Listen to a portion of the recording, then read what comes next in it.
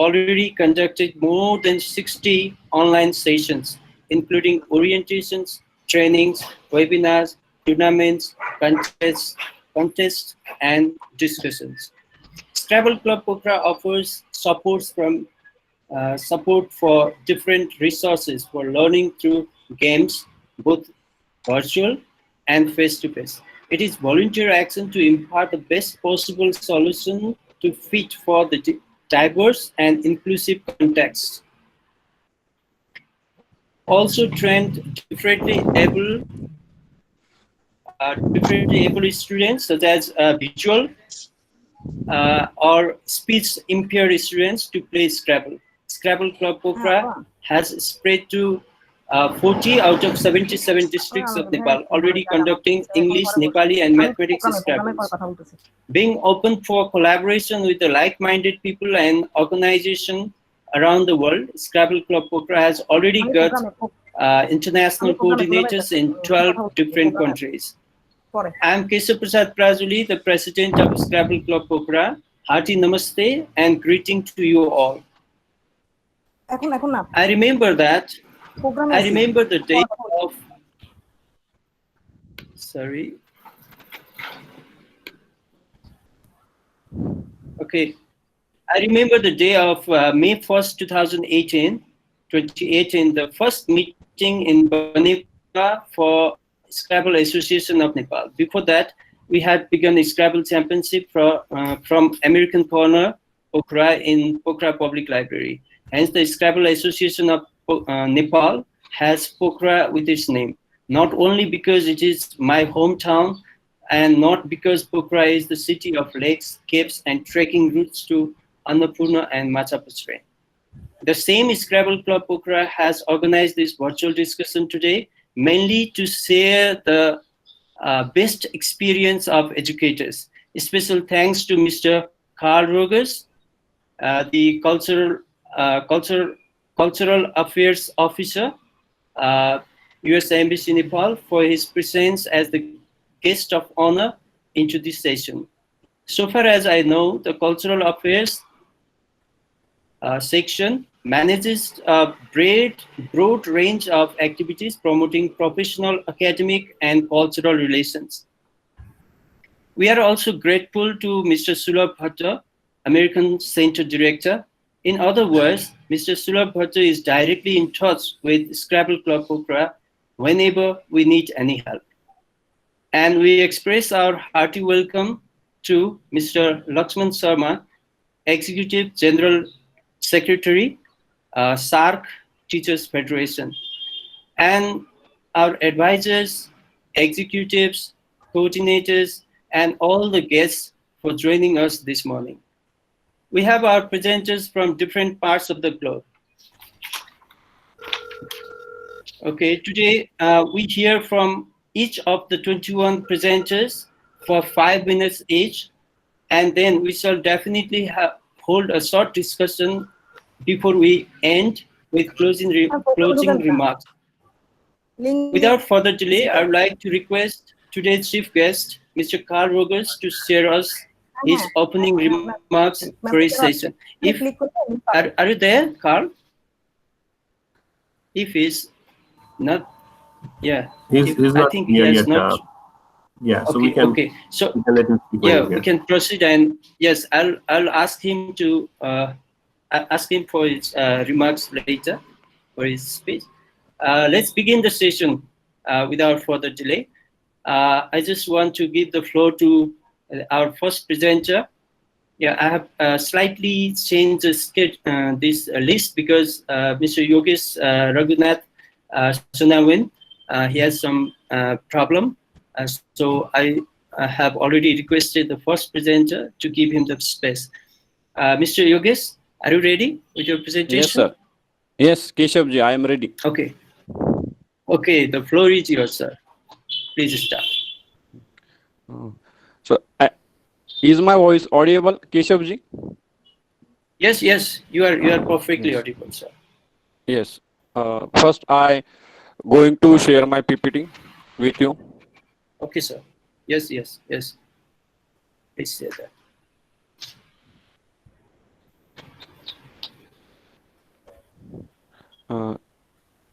Keshawji, is my Yes, it's PPT is visible. visible? Yeah, Yes. yeah, yeah, yes, sir. Yeah, go Thank ahead, you. sir.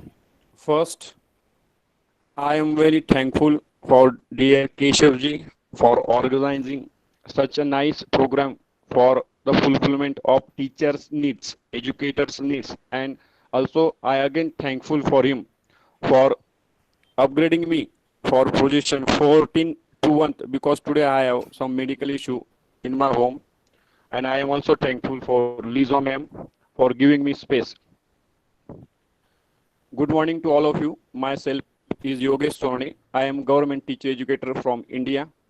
Today I am going to present my topic, that is child defender movement, which is done in India, my country, Nasik, in 2018 to till this date. Sir, next. Friends, in 86 amendment of Indian Constitution, there are some changes, some implemented things, and by these changes, implementation, education has become fundamental right, and the new article 21C has been established in Indian Constitution.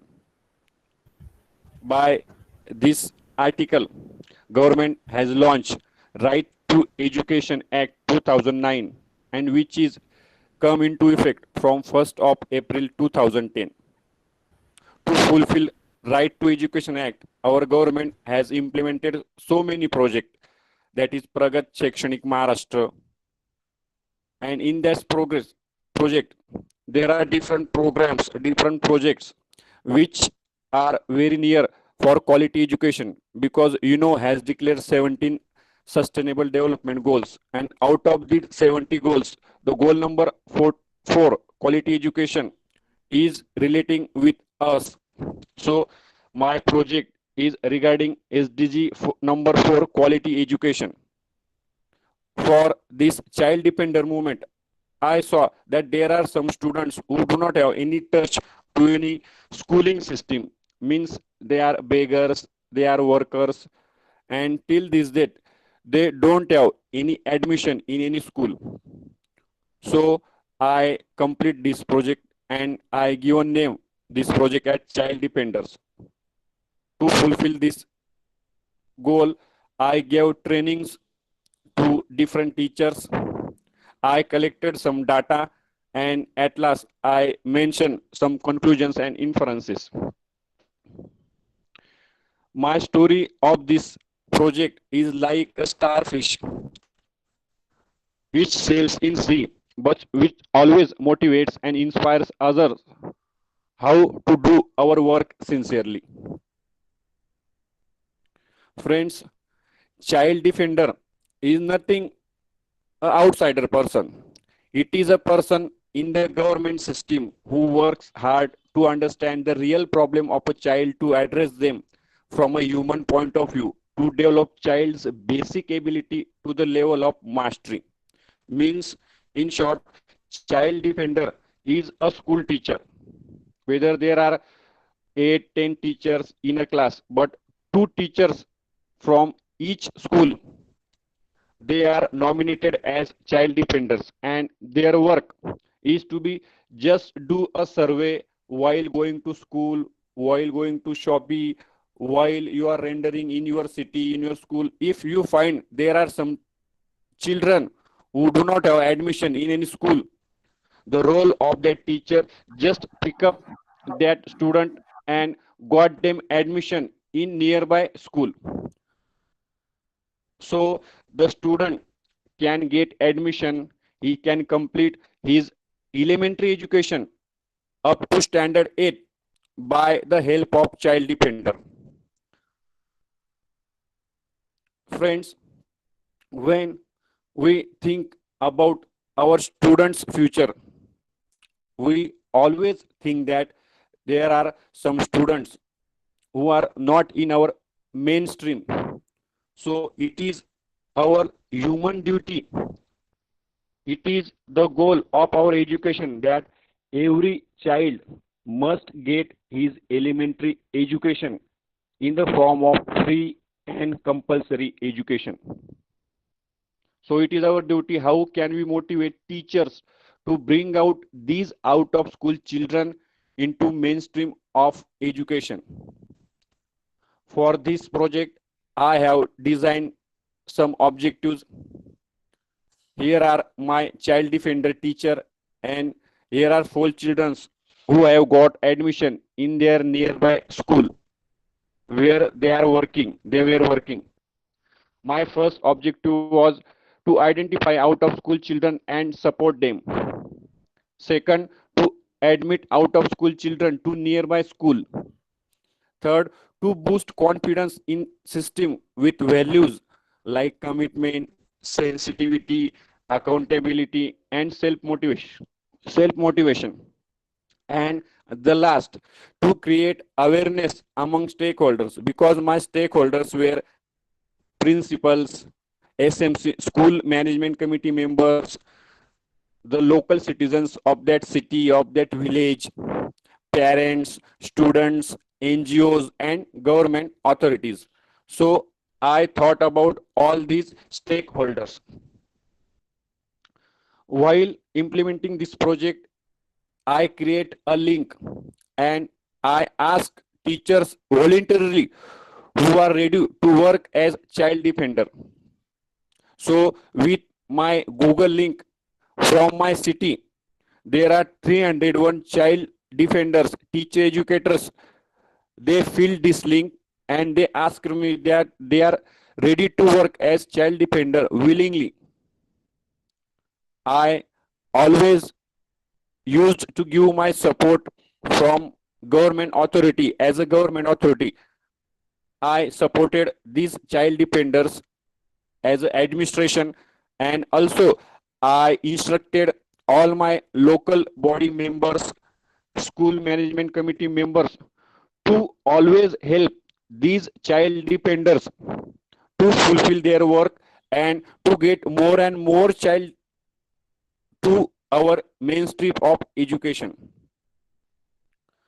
For to pick up child defenders, I do instructions. I gave instruction to child defender that we find these child defenders at different various places like bus, railway stations, beggar families, child labor from hotels, industry, shops, local workers, professional, brick clean, sugarcane cutters, migrated peoples, because we have various migrated peoples for their employment.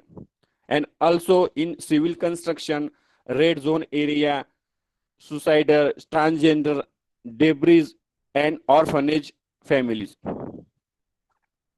Here is story of a girl who didn't have touch to any school, and the name of that girl is Gauri. It is she is belongs to Katkari tribe, which is remote area of Ubade village. She she were deprived of education. Her family members used to go to work, and with his family she was going, so she do not have touch to any school. But this girl has been watched by my another child defender, that is Jagdish Khairnar. He is also teacher in government school. He picked that girl and discussed with me. So after discussing that girl, we discuss with the parents with that girls, and we also discuss the school management committee members of that village, and all supported us that this girl must go to school to fulfill his elementary education. So in a way, we picked that girl and got to Ubade school, and now day by day, Mr. Jagdish Khairnar provided support to that girl by giving uniforms, books, midday meal, scholarship.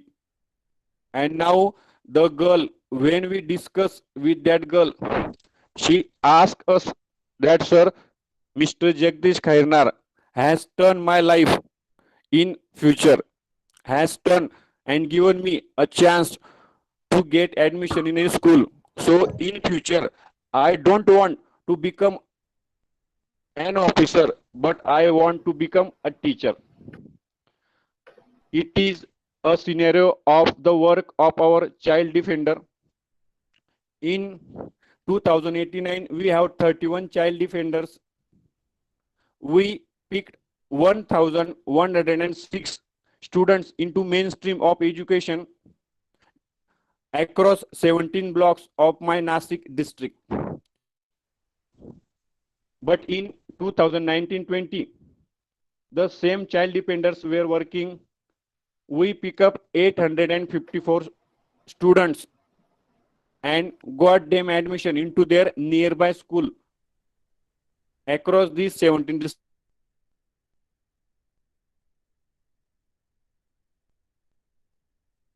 Means at were decreased because the movement was launching, the movement was carrying very helpfully, and all the stakeholders were working with getting one goal. Here is a scenario that across these 17 blocks in Nipad Taluka, Nipad Tahsil, we got most of child defenders, that is 225. Excuse me, Yogesh sir, your time has already. Yeah, just, can you just please make it only so? one Yeah. 1 minute, sir. Only one. Okay, And sorry, sir. in 2019, we also picked some students and got their admission in nearby school. And at the completion of this project, I conclude some major findings. That is, the child defender movement was a successful initiative as it brought 1,106 and 854 out of school children in mainstream education in education years 2018-90 and 90-20 respectively.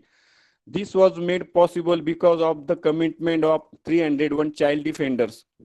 The work of child defenders reflected into overall awareness about out of school children in all stakeholders. Children face different issues that forbid them to attend school. To address such issues, a more humanitarian approach needs to be adopted by the system. The mindset of the whole district field system was changed positively that we could bring everyone in mainstreaming. Here are some inferences that if the system is willing to make changes, it can do even without any extra financial investment. And last, child defender movement has a global implication. It can prove useful in any context where there is the issue of our out of school children. Thank you. Thankful, Thank you, I am Yogesh very ji. thankful for Keshavji for giving me a chance to present myself in front of the dignitary persons. Thank you, Keshavji. Thank you. Thank you very much, Yogesh ji. I wish your wife will have a speed recovery, quick recovery. Yes. Thank you, sir. Thank Okay, you. thank you. And okay, best of luck. I request all the parties presenters to keep the time limit because yeah, it's going to be very long otherwise. So without further delay, I'd like to request Lee Shaw Im from Malaysia for her presentation. Lee Shaw.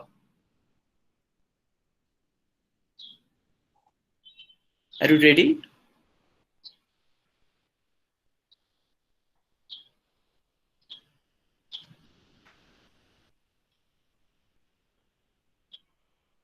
Okay.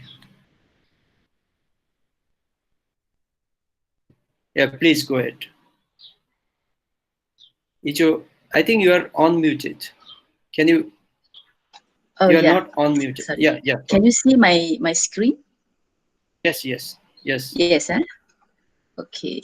Uh, okay, good morning, good afternoon, everyone. My place now is 12 o'clock, 45 minutes.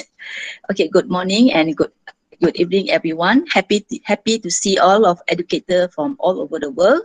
And today is a very special day.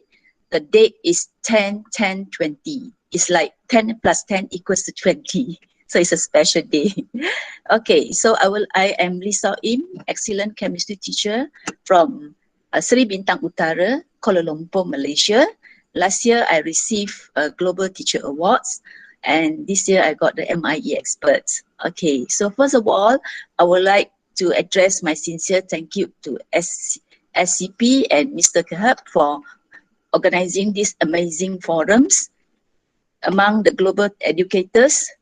This platform will be open the minds of all of us from these sharings. So first of all, I would like to share about my title is about new normal learning using 21st classroom design for PBL at home.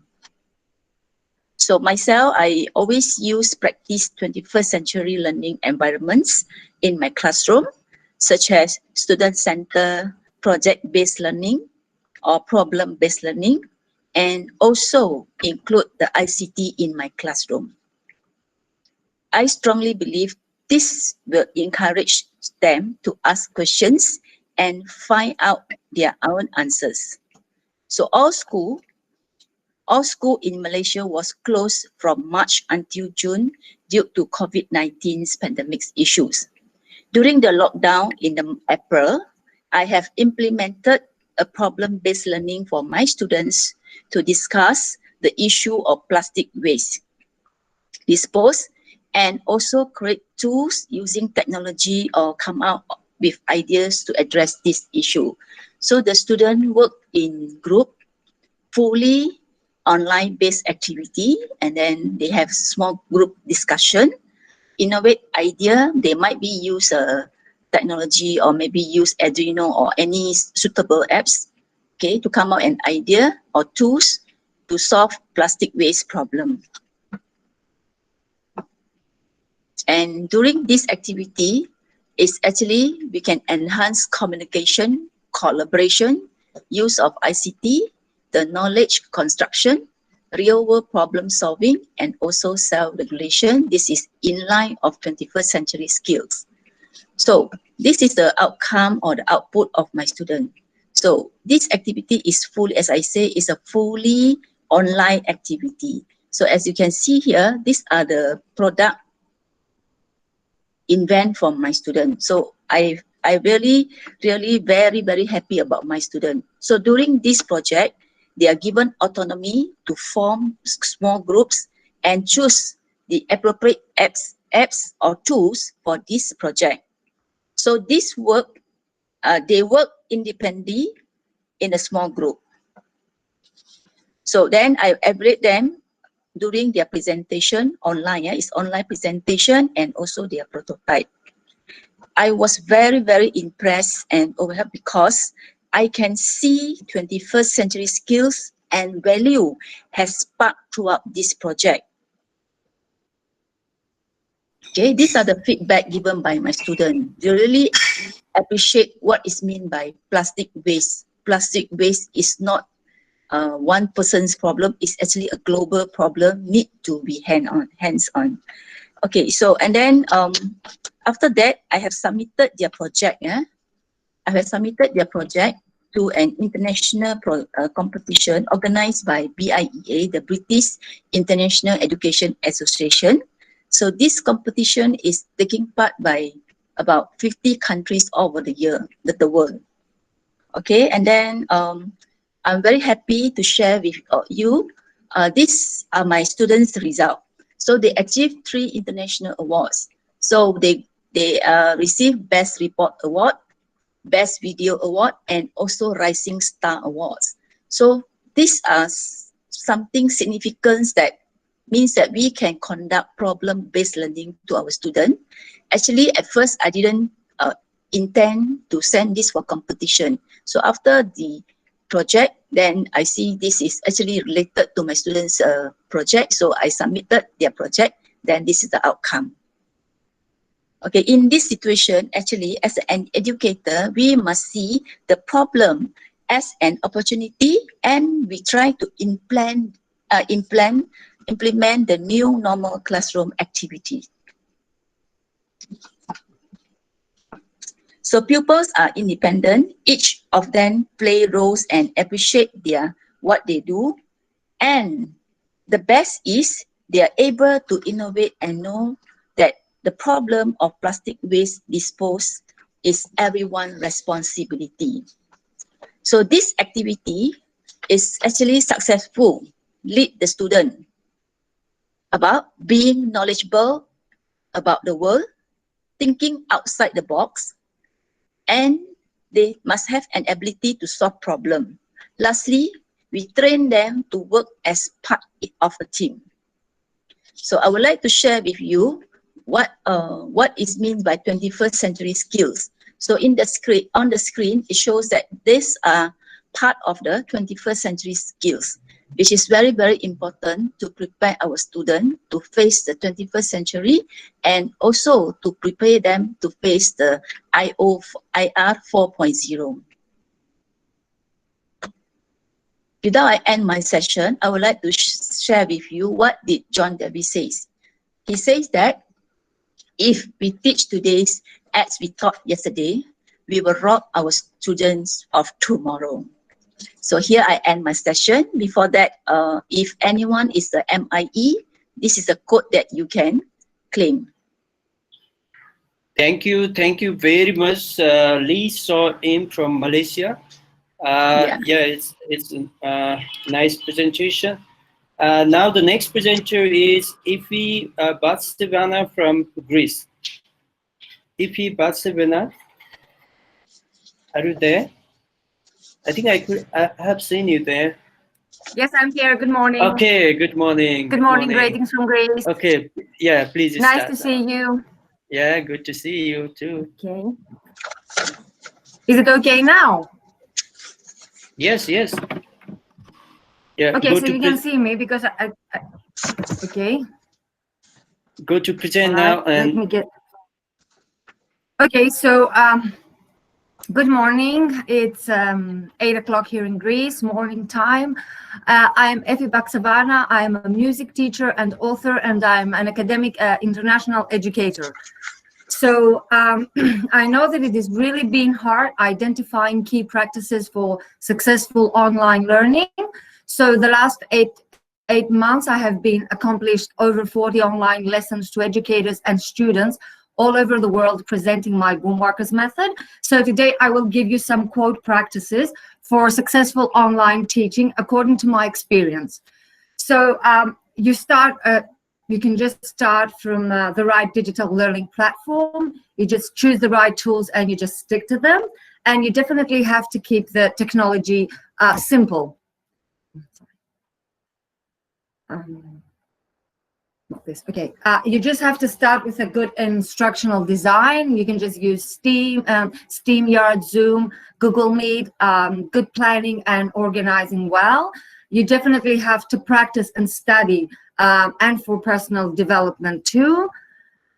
Provide clear expectations to students. That's really very important because students learn more when they know the goal of the lesson, and so they can see how the activities align with skills and ideas, and you definitely have to expect them to master. You establish clear guidelines for students and collaboration. You break learning into small chunks. This is something that they just really enjoy and really good for them. Breakout rooms for discussions and activities. Give solid and clear examples. Create a sense of community by engaging students to gain online discussion so they can communicate together. Provide definitely feedback, which is very important. You have to keep students motivated and moving forward. And you definitely have to teach with passion and enthusiasm. That's my motto. Provide easy access to resources, use a variation of instructional methods, make lessons interactive and accessible, and have students to be presenters and share their project with the class, the virtual class, I mean. Innovate teaching using resource. You can just put your lessons and make very small mini lessons with active learning. Keep high expectations. Don't change the expectations, but you can change the approach. Take regular breaks, include live chats, virtual meetings, and definitely keep to a regular schedule. Set daily and weekly goals, be flexible, and make time to socialize, even though it's virtual. Take time to promote questions, comments, and reactions from your classroom, your students. Grading and process test is definitely something you have to take care of. Assignments and breakout groups. Now, I usually do a classroom where I have my students to sign in with a code, and you can keep track of them with their progress with Google. I use usually Google Classroom. You can design assignments that students can submit directly. You can even design a multiple choice quizzes, and they automatically grade when the students submit their work. You can create a YouTube channel. This is really good for me. Excuse me, are you sharing your slide or nothing? I mean, yes, I'm sharing it. Can't you see it? No, you yes, are not. I am. Oh, sorry. Nobody has seen that, I think. Have you gone to present now there? Wait a minute. On the bottom? No, I have my... Yes, I am. It may be a technical problem. Yeah. Wait a minute. Is it better now? No. Now? Yes, I did. Εφη, μ' ακούς? Εφη, μ' ακούς? Από υπολογιστή ή από κινητό? Wait a minute. I'll do it once again.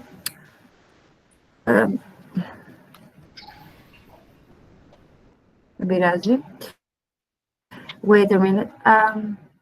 Yeah, please try. So I was talking all this time and you didn't listen. Doesn't matter.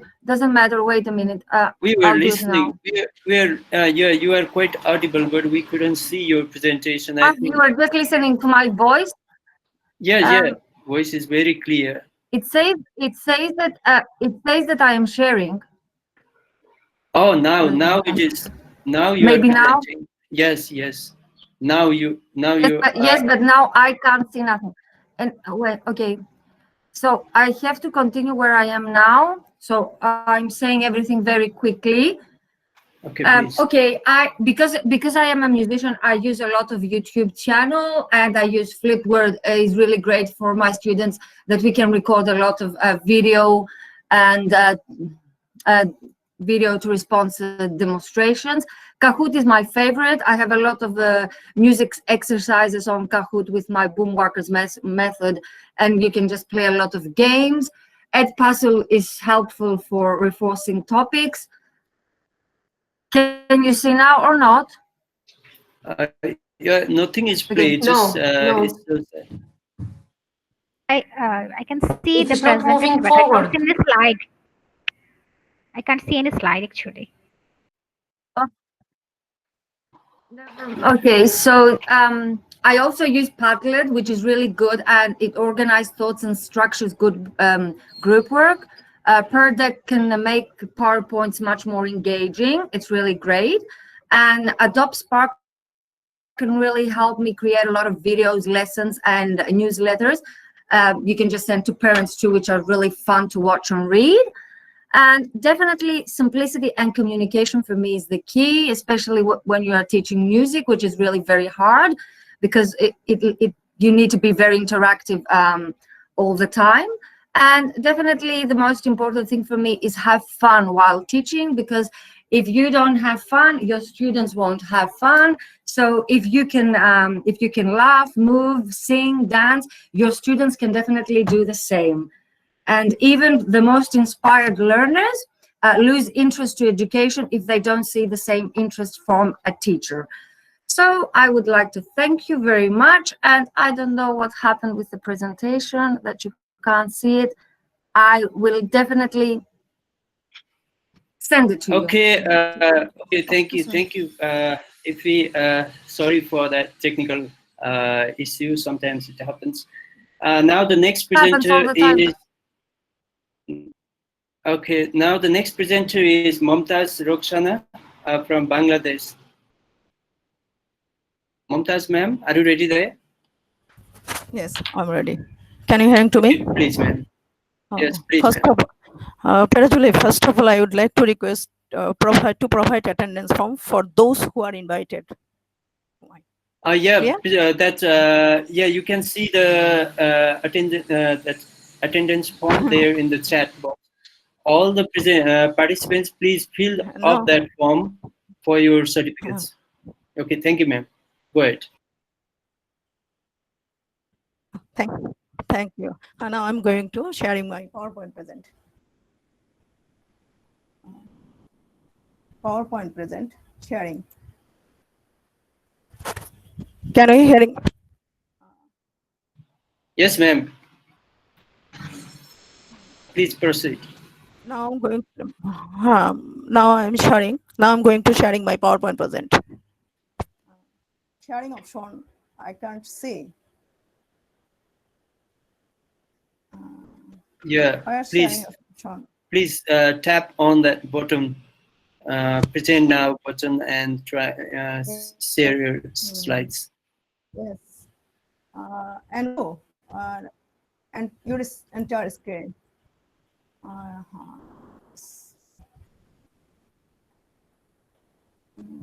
No. It's not clear. A window. Your entire screen. Yeah, you can use your is not window. active. A window? Yeah, or you can use the entire screen, no problem.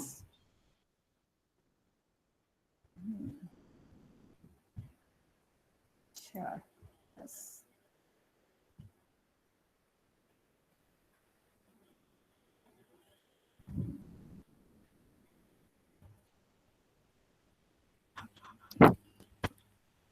Is visible my PowerPoint slide? I think you are not presenting your No. Hello. PowerPoint. You open your Hello. PowerPoint. You're sharing please. your screen.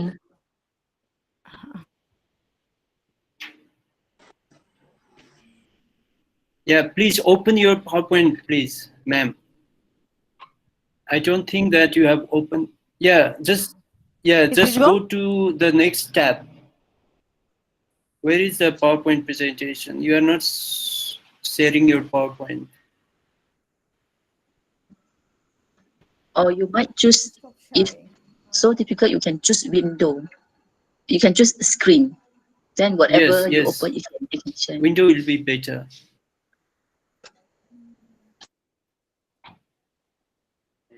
আপনি present করেন, আমরা সবাই শুনতেছি, কোনো সমস্যা নাই। And next. You can present.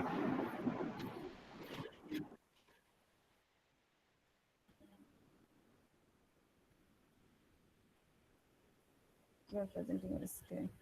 Yeah, you have. Is visible? You have shared your screen, entire screen, but there is no PowerPoint presentation. Have you opened your PowerPoint presentation? First, you need to open your PowerPoint presentation in your computer, in your laptop. I open. And then go to window and share that.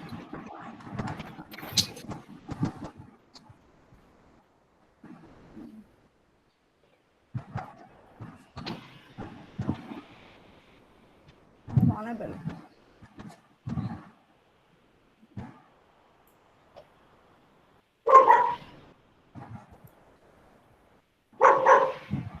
Is visible my PowerPoint presentation? No, you are not presenting No, now. it's not. Still now not. Appa, you can carry on without your presentation. Yeah, you can do without presentation there. Yeah, if it's not working, then I think we should continue I think it's orally. good.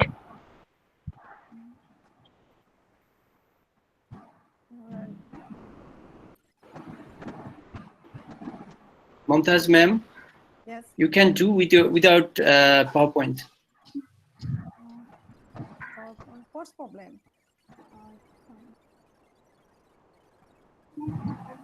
Or if you need some time, we can go to the next presenter and come back to you.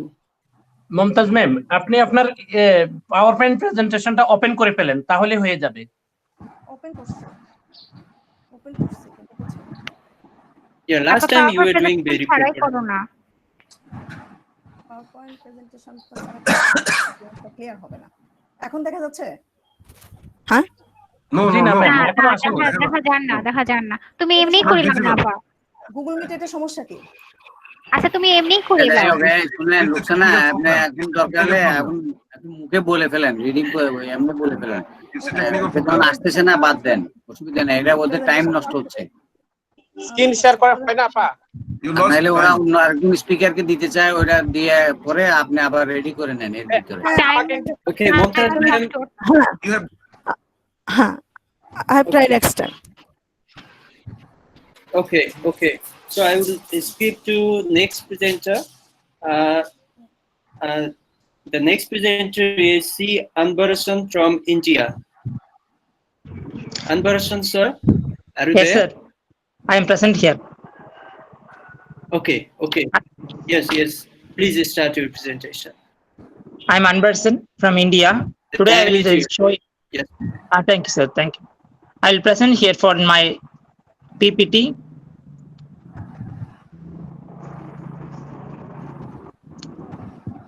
Hello.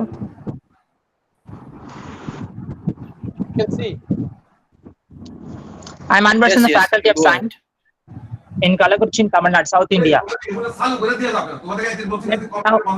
Today I will discuss about in this PPT. For the first slide, I will discuss for the tried test tips and tricks in teaching trend. Looking like for in the slides for traditional teaching and modern teaching. First of all, we are already know traditional teaching. In the pandemic situation, traditional teaching and modern teaching now, modern teaching is very successfully, the pandemic situation is so available. But traditional teaching is very vulnerable and the previous days. While on campus, students get the home, there is social skills. By interacting with the both there is teacher and my colleagues. It's also encouraging a higher level of competition among the students, the only available but traditional teaching. But the modern education, currently the modern educations create and more interest among the student with the help of interesting animation and videos.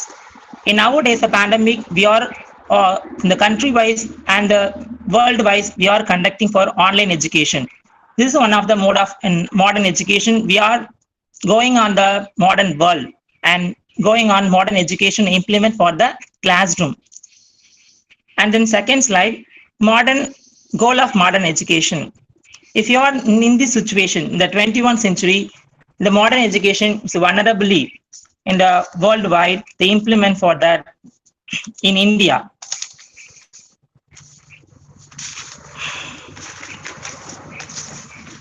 Hello?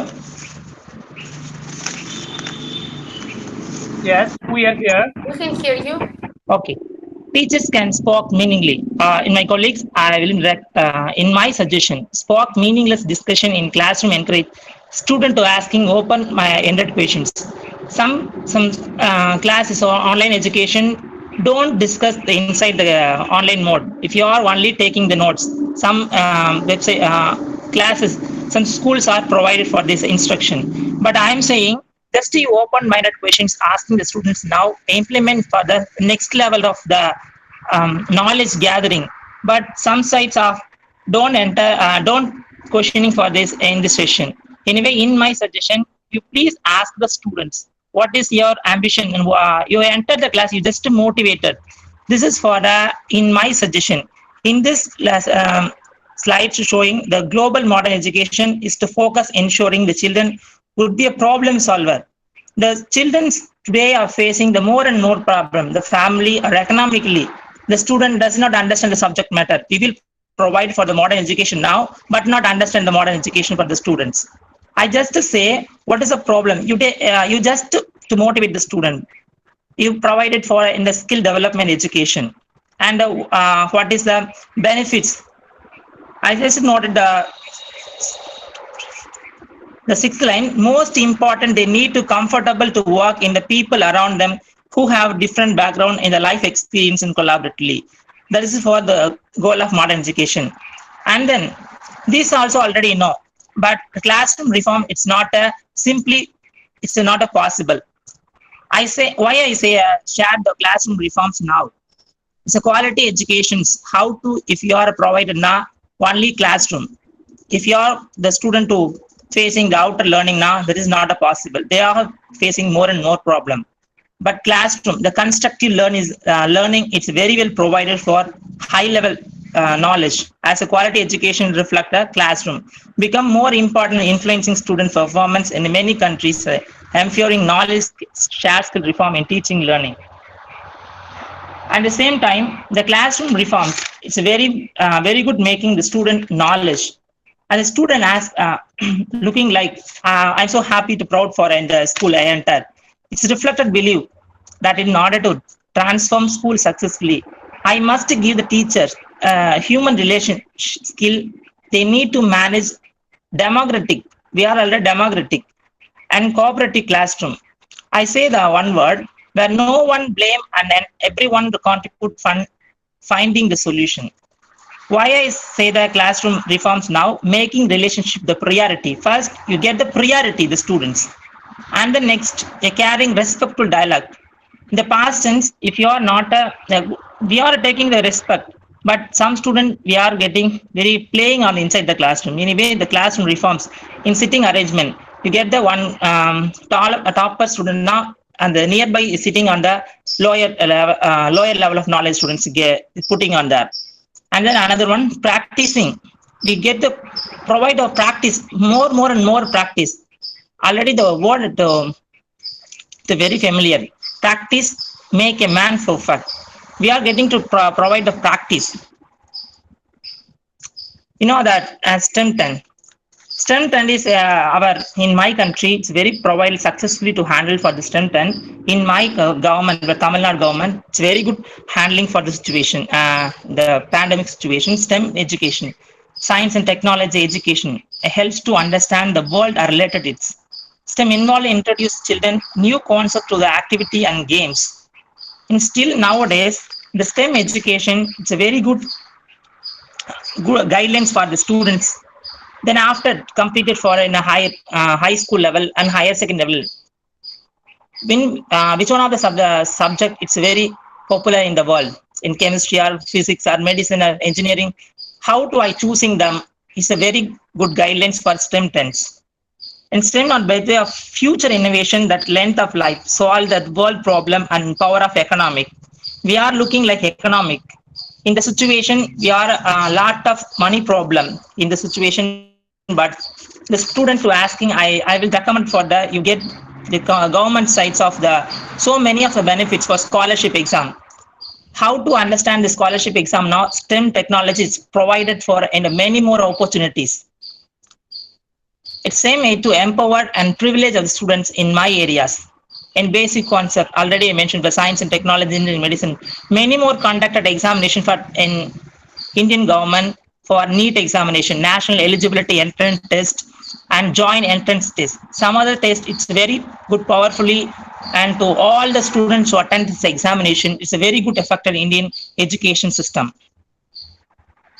And science laboratory practice. And how to understand the STEM methods now, we will provide the science laboratory practice. We are already showing for visualize, but they was not touched. The physical appearance is not possible. Only the touch, physical observation in going on the classroom, only the possible. Anyway, I share for the science laboratory practice. The science laboratory learnings goals of laboratory experience. The students to understanding the how to the component to react with them. Because I'm a science, I'm a chemistry student. And my students are, sir, how to the reactions are possible, sir, in this reaction. I just explained sodium hydroxide and HCl react with form in the salts, but I can't show in the salts, but the color to reproduce, the white color.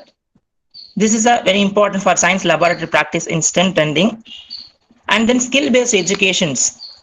In my government to 2020 National Education Policy, we will provide it for skill-based education. We must provide it in my country. In policy aim to transform Indian education system by 2030, National Education Policy will empower children to element a digital era.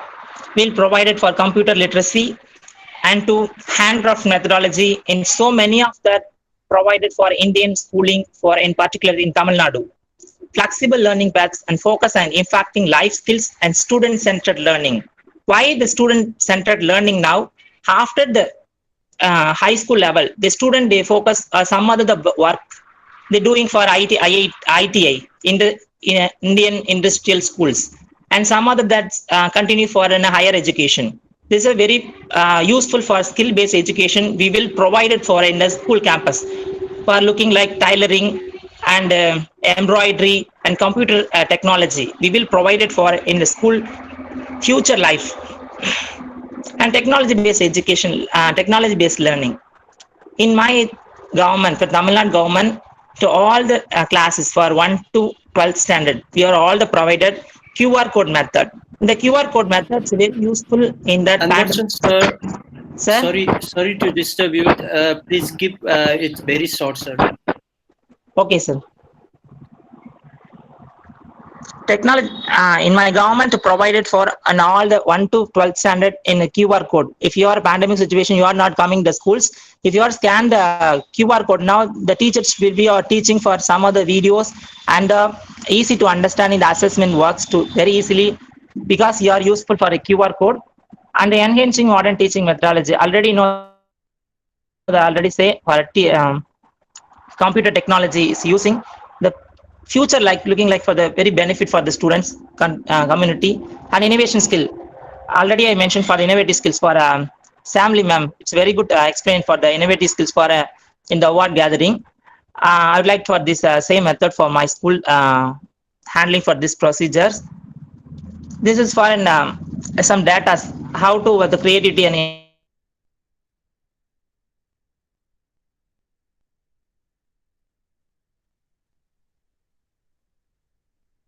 all the persons. And then technology skill we are provided for some other the stages only are accepted second and sixth stages only to attend, but ICT literary workable in my education strategy in the Tamil Nadu government. We are all the government schools to available ICT education we must to provide it for government. And then otherwise teachers very interactive and students very interactive for government sides.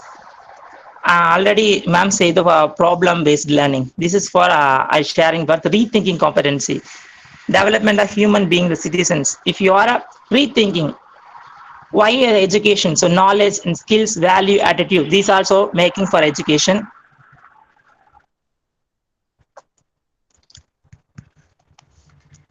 Thank you first of all. Thank you very much. Okay, our Anberson. Okay, after Anberson, I would like to request Chiang Wai Luan from Malaysia for our presentation. Chiang Wai. Okay, yes. I think she's ready. Okay, please. Yeah. Please start. Yeah, good afternoon, everyone. It's 1 p.m. 1:15 already in Malaysia. So today I would like to share with you all about the Class Dojo tools. So please allow me to present my screen now.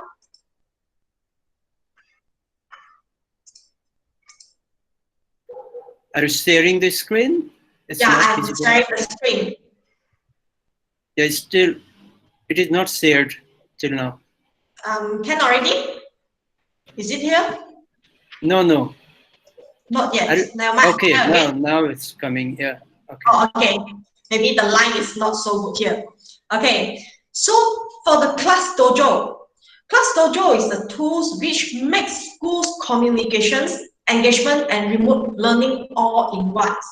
Okay, these tools maybe you all already know it before or you have used it before, but some of them you never know it or you never use it. So I encourage all of you to try and use it for your class management's communications with others, and also for the remote learning. Like now, we are not going to the school, but we can do it online.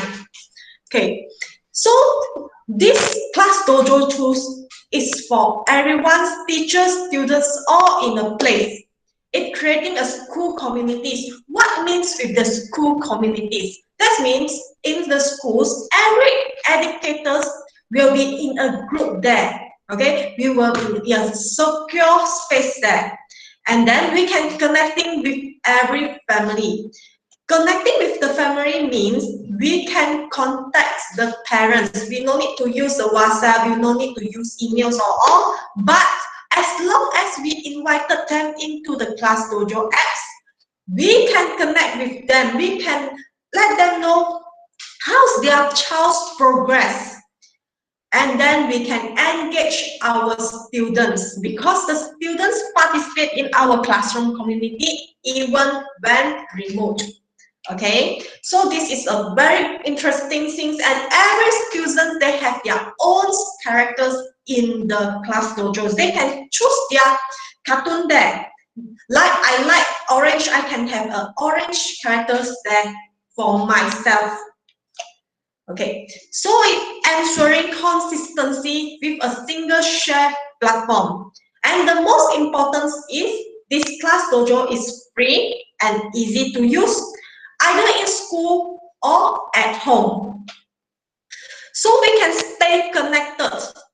Yeah, we can message everyone, okay, in the class stories or the school.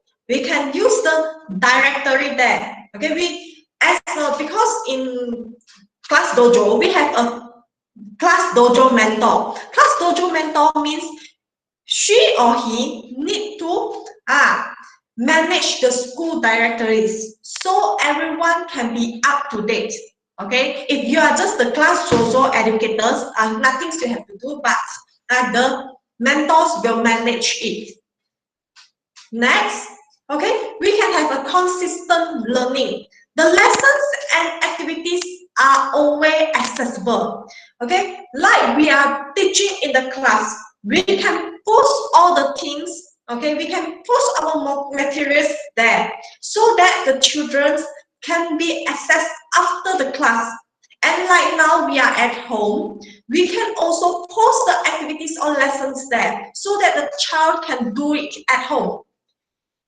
And the students can share their profiles. Okay, they go back, they can do their works, and then they share it, and others will look at it.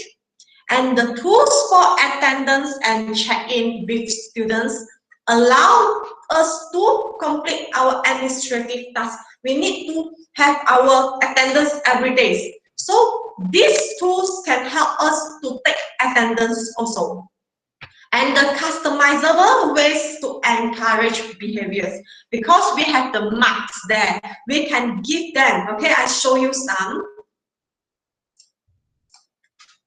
Okay, this is the class dojo, but this is, okay, this one, okay, this is just a demo class. Okay, demo class. So here we have a lot of the toolkits. Okay, we have the timer, we can do it random choose, and then we can make them into a group. We can have a noise meter there. If you are in a class, have a class, then if they have class discussions, with the noise meter, we can control the voice there. And then we have the direction, we have the think pair share, and we have all the musics. Okay, we can have that. Then this is what I said just now, the attendance. Okay, we can just mark all present or mark all absent. If we can also just click on which one is just absent or he is present. Okay, we can select multiple to give point. Okay, we can give feedback, and the feedback here is a very good thing. Why? Such as the student have a positive behavior, he help others, then we can give him 1 point. And then maybe he participating in some of the classroom activities with a very good presentations or what, we can give them a marks there. And we can have our skills, we can edit our own skills, so that we can encourage the students. And if they have negative behaviors, okay, we can just minus it. Okay, we can plus examples. Okay, we can have the, okay, we can import, and then we can add the skills, like, okay, lazy, he didn't finish up the work, then we can minus the marks, minus 1 mark. Okay, then here we can have minus 1 marks. The students know what happens, and also the parents, they will know their child's performance at school. I continue back with my presentation PowerPoint. Okay, so just now I said we can creating our school community, bringing others all the families, teachers, and the whole school communities. Okay, so we can make our school going school-wide, everyone in this one place, and we can connect with others. We can have access to insights around the engagement and communications. And then the parents can join the teacher's class. They can see what have the teacher posted, what have been the teacher done today, and what their kids already do. Okay, so they can see that, oh, okay, what are sharing there. Okay, we can send photo, we can send videos there. And then we can have our own school stories, like today my school have an event of canteen day, or maybe my school celebrate our national days. So we can post it there for our school stories. And then we can have our class stories. Maybe today I celebrate happy birthday, celebrate birthday with the students. Okay, maybe the July month's birthday celebrations. Or maybe today I bring my child for a virtual trip, a field trips. So this all can be shared in the class story. And this connecting with every family, it improves our communication between the teachers and parents. And then we have the messaging Toolset. Okay, for the messaging, it has the automatic translations. So means it like, okay, I speak in Chinese, but maybe some of the parents, they don't know Chinese. Then they can just use the automatic translations to English so that she or he can understand what I would like to deliver. And then we can read receipts and let the parent know, okay, where they already view my message. And we can schedule it. Like we can set up reminders and updates. And then we can send files and photos. So for the translates, it has more than 35 language, okay? But some of the language maybe still don't have, but maybe we'll have later. And we can customizing our learning. We engage our students everywhere they are. So they have their own portfolios, okay? They can have their photos, videos, and files, their drawings. And then they can have their voice notes. Sometimes they didn't type, but they just use the voice notes and they can put in captions, they can put in annotations.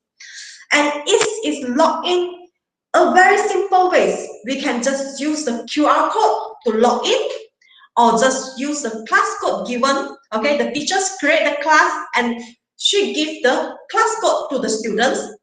And the most easy ways is we just use the Google logins. We have our Google accounts. We just click in with log in with Google. Then that's all. We already log in.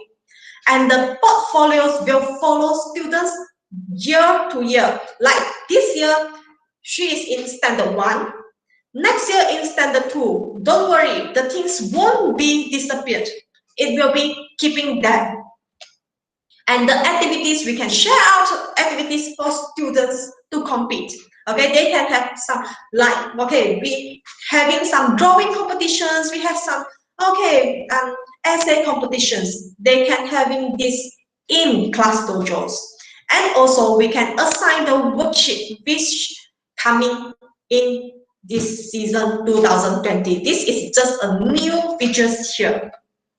And we can have our social emotion content. Okay, we can love, they have their empathy, they have their growth mindset. So you can see a lot of the cute cartoon there. They can have their own, okay, cartoon.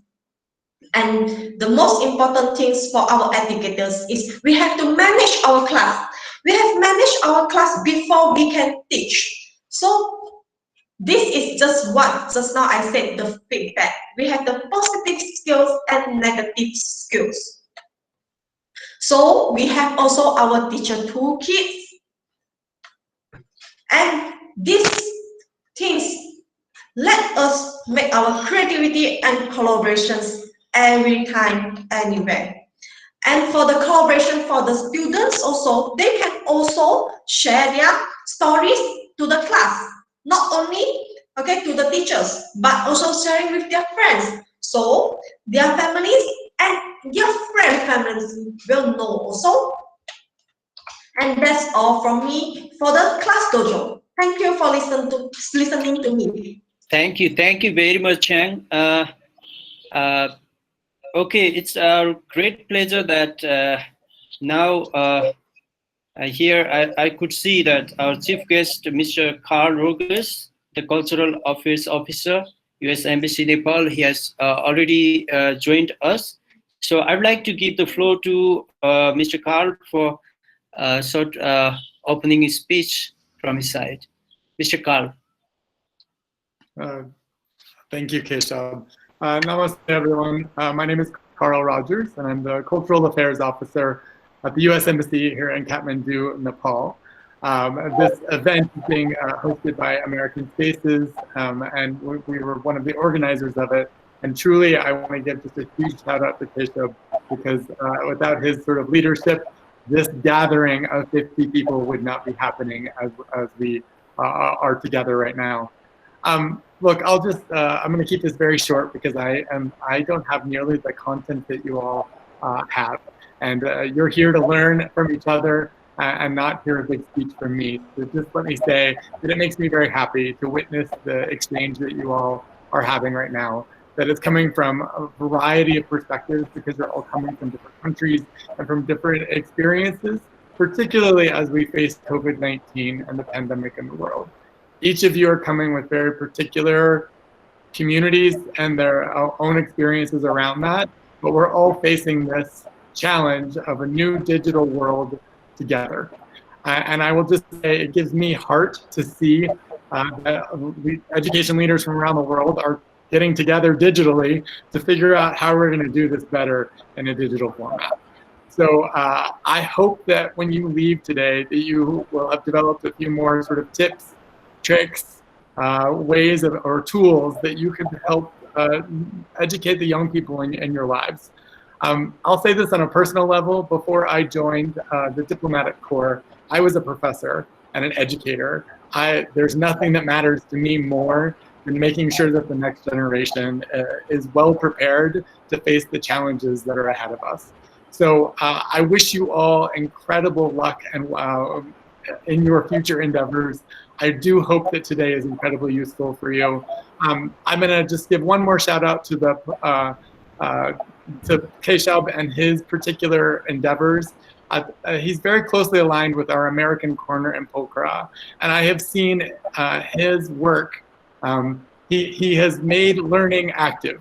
He puts it into action through Scrabble, through quiz competitions, through spelling bees. But I have never seen young people quite so happy to be learning. And he does often has to do these things in digital formats as he's connecting with other people from around the region. And so I know it can happen. And I just want to put that sort of hope and positivity out there for all of you in what is kind of a dark and bleak time for all of us. So I wish you all incredible luck. Know that the U.S. mission in Nepal and throughout the world is really hoping and helping to support educational endeavors as we move forward. And stay safe and stay connected. Thank you. Thank you.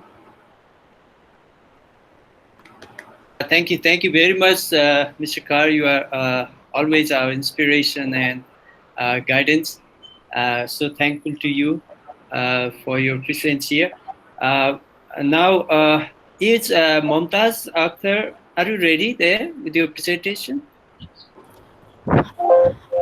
If you're yeah, yes. If that is okay, then you take your time. Otherwise, yes. Can you do the presentation? My presentation is visible. I hope. Yes. Excellent. Okay, please. Please go ahead, ma'am. It's okay now.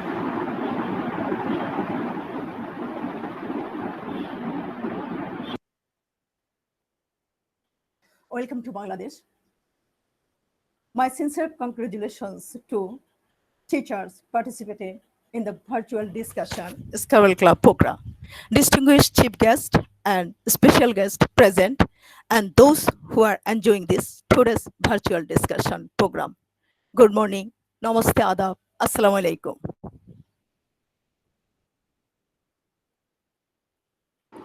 Walaikum assalam. Today's topic of discussions theme: trade and tested tips and trickles in teaching trend. Okay.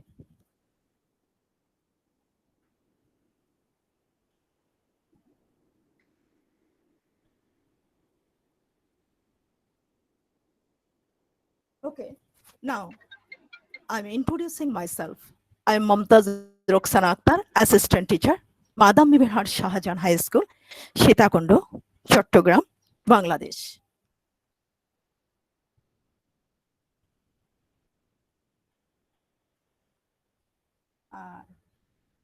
Here is I'm studying topic syntax, method working well, grade 10, subject English, second paper.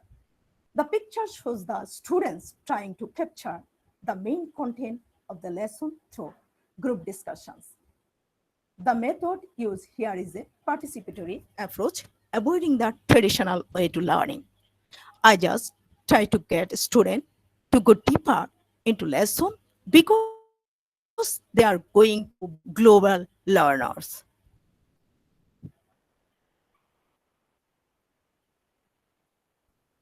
Science project, innovative works of student and project display. The innovative activities of the student are going to be noticed in the picture. As we work towards the implementation of SDG 4 to meet the challenge of the 21st century and strive to create teachers and students capable to tackling the fourth industrial revolutions, emphasis is being placed on creating science-based project for a student.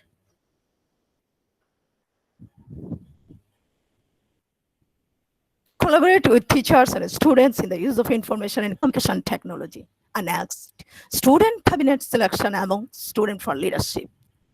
To assist teacher and student in teaching and learning through technology so that they become equally proficient in information and communication technology. Being a global student requires leadership qualities among students. To that end, the Bangladesh start school-based student parliament election.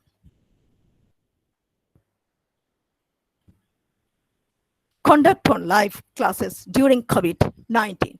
When the educational institutions are closed due to the world epidemic of COVID-19, we the teacher start online live classes at our own expenses so that the student can be compensated.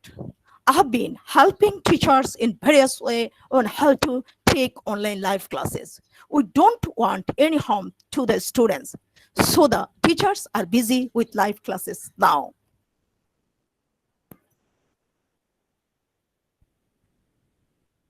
Teachers Portal, the most popular Bangladesh government platform, Teachers Portal, and Muktopad, e-learning Bengali course, and Teenage Portal, Connectivity, Kishore Batayon. The government of Bangladesh is trying to bring 9 lakh teachers to the Teachers Portal by 2021 with the aim of building a digital Bangladesh. In order to increase the professional skills of the teachers, e-learning course has been started in full Bangla language.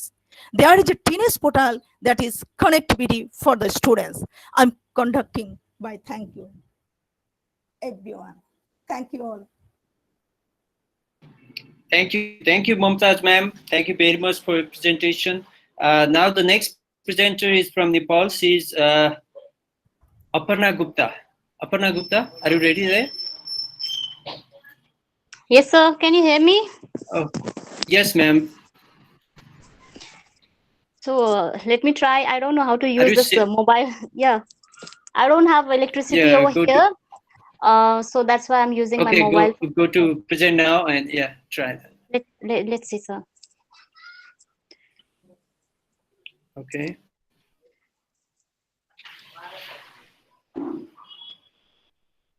Aparna ma'am had already told me about the electricity problem in our area, so I just requested her to use her mobile data for this presentation. So can you see my presentation? Yes, yes, ma'am. Yes, ma'am. It's okay. Or can you do it landscape instead of portrait?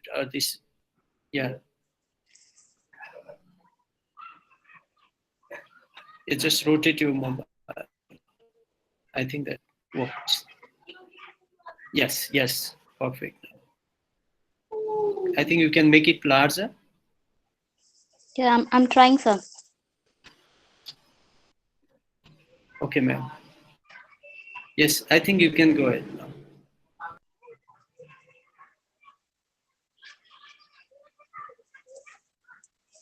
So can you see? I couldn't make it. Yes, ma'am. Yes. Yeah, it's okay, ma'am. Please go ahead.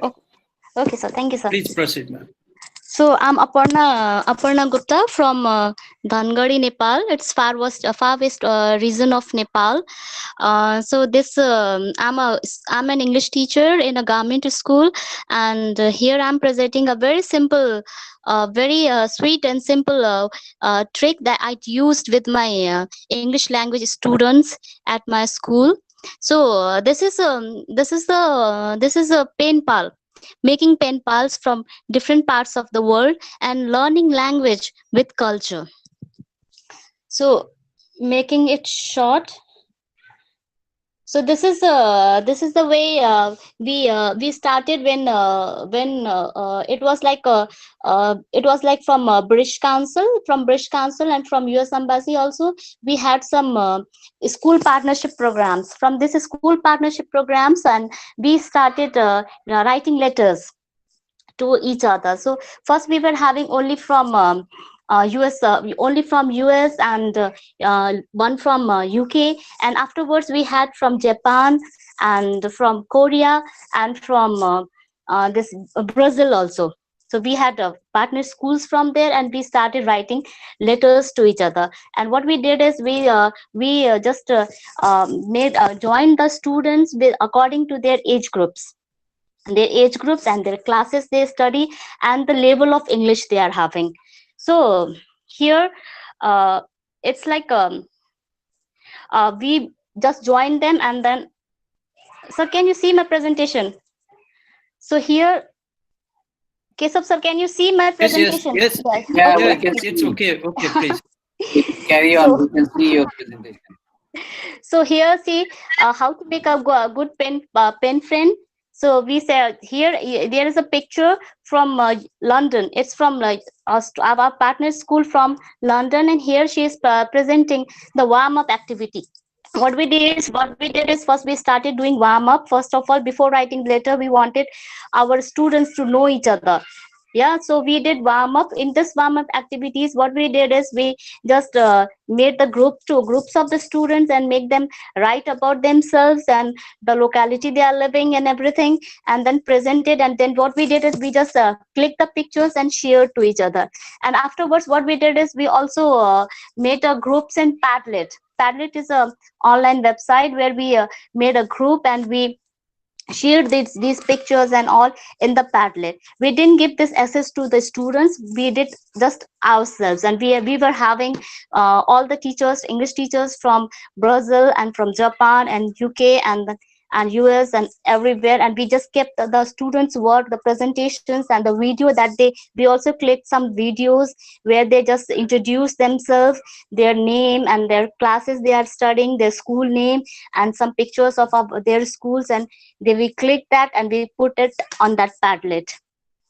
And then so here what we did is using this pen pal, we also did some kind of research. The topics that we can research were the topics that we can it's very much difficult from mobile. So the topics that we researched is like how to write biographies, and then how to even we started writing in the letters we started writing stories. What we did is here the students they just began a story, they wrote a story, and they just wrote half of it, and then we just emailed to our partner schools, and there the students they completed the story on their own way. This way, like the culture here the students are having, this culture and the culture that students there they are having, they were mixed up, and the story were completed from them. The similar way they gave us the stories over here to the students, and here students they just completed and returned to them. And this way we also just kept this all stories in our libraries, so that afterwards also students can read it, and other students they can also be shared to the other students. And similarly, we also did with biographies, biographies of the famous people of the locality and of the nation over here, and the students from their culture. And then we also shared that kind of that biographies, and we did an exhibition also at a school using this all biographies of the famous people of their countries and from our countries. And in the same way, what we did is we also exchanged the recipe of food recipes. And these recipes, what they did is they read the recipes of the students from here, and they also cooked a kind of they also could one that choose one of the food, and they cooked over there, and even they gave us the pictures of that food that way they did. And here also we did the same, and we also did some work in festivals, and we exchanged the festivals and the pictures of the festivals and the dances that they did in the festivals. And then over here the songs that they sang in these festivals, we exchanged that too with the same pen pal letters to the, and these all the letters they were written, and they were in the teacher's observation. And this all they were, first of all we used to, what we did is we just hard copies of the letter we mailed them, but afterwards we started with emails and Padlet, using the Padlet forum. So here you can see there is a letter from our student. And so we were having many partner schools from Brazil, and this for Brazil we were having the secondary level school students were over there, and UK and all. And this is a picture from our partner school from UK. And here the students, they are showing their school and some of the letters that they have written, and they're presenting, they're just showing it up.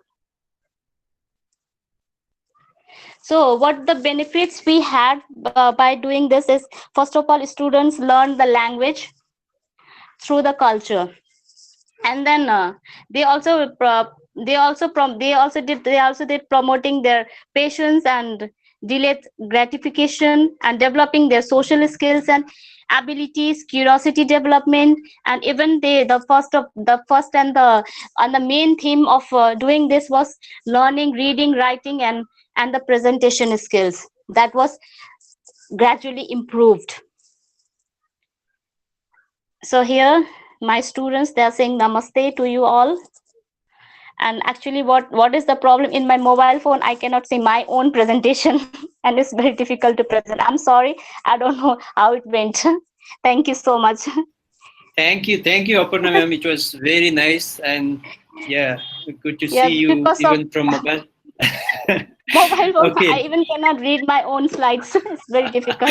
It's okay. Okay, ma'am. Thank you very much. Now the next presenter is Georgia Mineta from Greece. She's also our international coordinator from Greece. Georgia, are you ready? Hello. Yes, I'm waiting for Hi. Aparna. Yes, Okay. yes. Okay. Yeah. Please, Let me start please. sharing.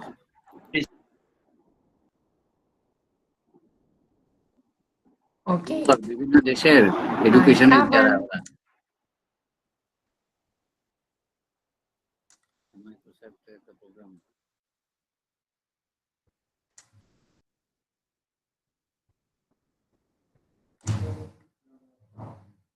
Give me a second, Keshav. I always have a problem here. Yeah, sometimes there is a problem. Although, no. You see my screen right now? right? You don't see my PowerPoint. No. Yeah. Although I have it opened. Yeah. Go to present now and share window. Let me see. Okay. Yes. Yes. No, It's no, coming no, now. no. I'm not. No. Oh. You You can see my PowerPoint. No. Yeah, now we can see. Okay, you can carry on. What? No, you are presenting, but there's no PowerPoint. I thought, yeah, that's what I'm trying to do. Go to present now and share your window. That's what I'm trying to do. I have it open. Yeah, okay. Now I'm ready. Okay, Yeah. I'm sorry. It's all right. Can you see it now? Can you see it? No, no. Are you presenting? Yes, I have shared it. Now, wait, give me a Oh, second. yeah, Can yeah. you see, It's can you see coming. it now? Yeah, it's Okay. coming now. Yes, yes. Awesome. Perfect. Yeah, it's coming on and off. I don't know why. This was the problem I had last time. Anyway, so hello. This is Georgia Mineta. I'm a teacher of English in a primary school in Greece.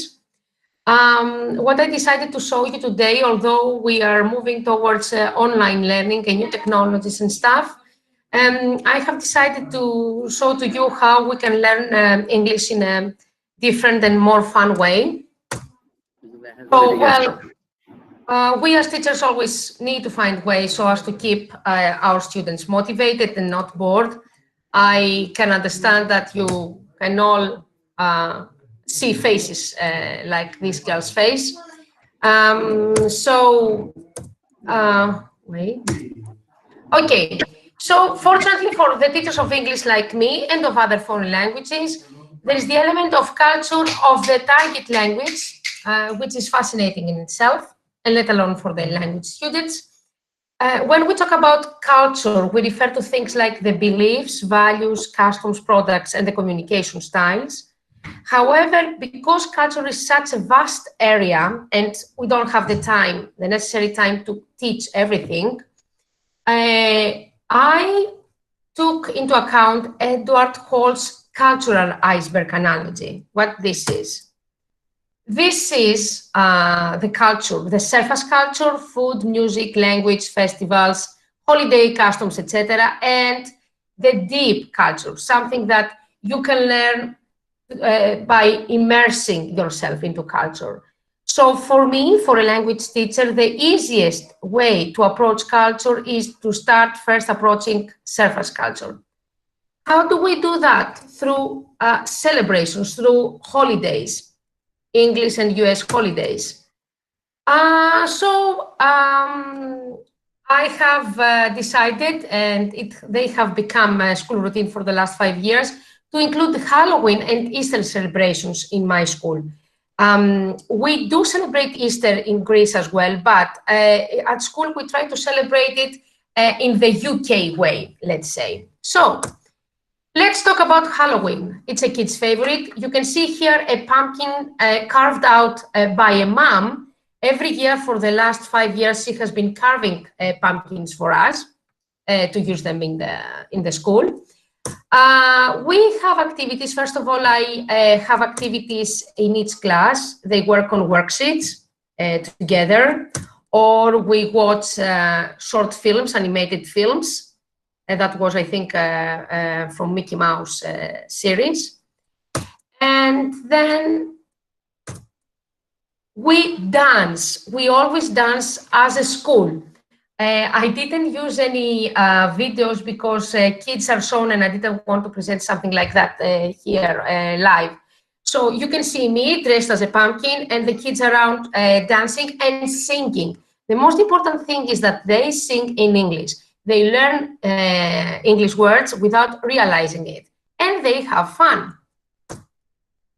And also, we know trick or treat, but for the time being, we get only treat and not trick.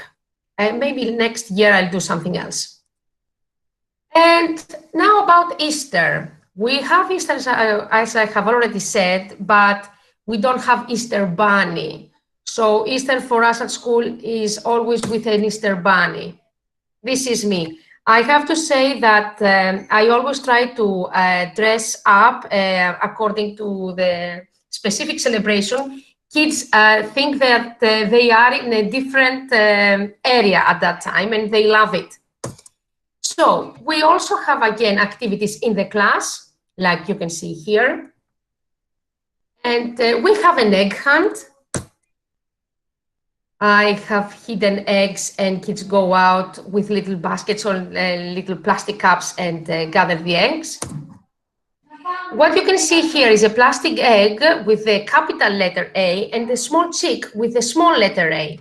What they did, what they had to do was to collect the plastic eggs and the chicks, and they had to put the correct small letter in the correct capital letter. That was an exercise for juniors.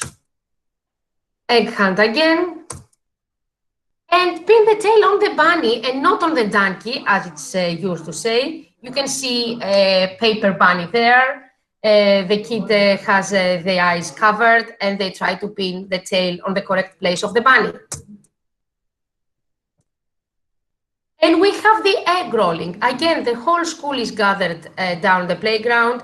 And with the help of all the teachers, of all my colleagues, we are having fun while egg rolling. The pros of immersing students in the culture of the target language. They learn without realizing it. There is an immersion in the target language culture and there is always better understanding of the people. There is bonding of the kids and their teachers. And they do understand that school is not only homework, but also fun. The cons. Well, if you have a big number of students in a school, it's not easy to organize school events such as that. Also, not all colleagues are ready to help you. I'm lucky to have wonderful colleagues. There is also the parents' opposition to the foreign customs. In the very past, in the long past, I had parents who complained about my talking to kids about Halloween. And also it is very tiring for the teacher because we have, to organize things, find materials, activities, worksheets, etc. But it's also rewarding. Next stop for me, next celebration I will try to adopt is Thanksgiving Day and St. Patrick's Day, with the long green hats. So this was my presentation. Thank you very much for listening to me. And if you want to see any students singing songs, you can always ask me, I can give you a link. Thank you very much, Georgia.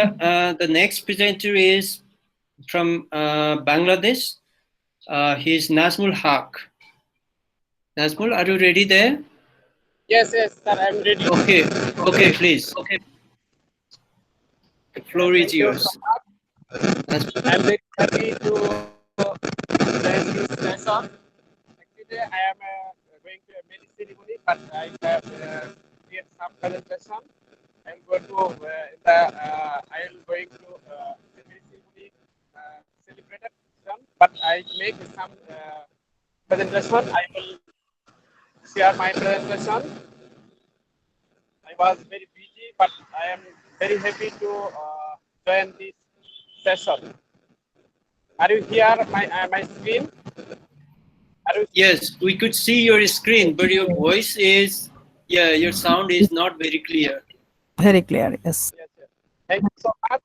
I would actually attend the laptop, but now I can attend the program with my mobile. Thank you so much. Nazmul sir microphone মুখে নেন, microphone মুখের কাছে নেন, শোনা যাচ্ছে না। Hello, এখন শুনতে পাচ্ছেন? হ্যাঁ, এখন শোনা যাচ্ছে। ওটা মুখের কাছে রাখেন। হ্যাঁ, Yes, thank you. Dear presenter, I am Nazmul Haq from Bangladesh. Here I can my presenter, I'm Muhammad Nazmul Haq, assistant teacher and ICT Immersive Education District at Y. My institute name Chilaka Rashidia Girls Dakil Madrasa, Pakundia, Kishorganj, and Bangladesh.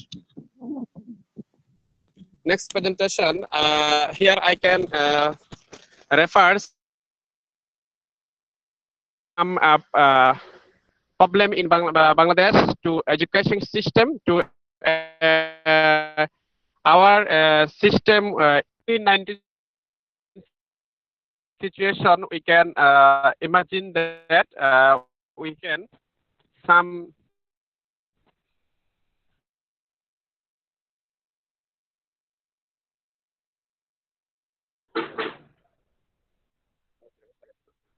Hello, are you hear me? Hello? Hello? We can hear you now. Yeah, but there are some background noises or something. Now your presentation has gone. Are you hear me? Yeah, we could hear you, but your presentation. Are you hear me? We can hear. Nazmul, we can hear you. Be stable and try to present it.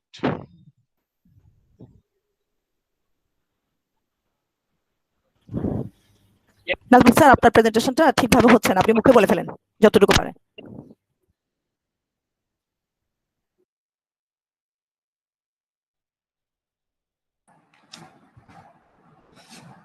এই নাজমুল সাহেব, আপনার এটা কিন্তু শোনা যাচ্ছে না বা শু করতেছে না, আপনি মুখে বলেন।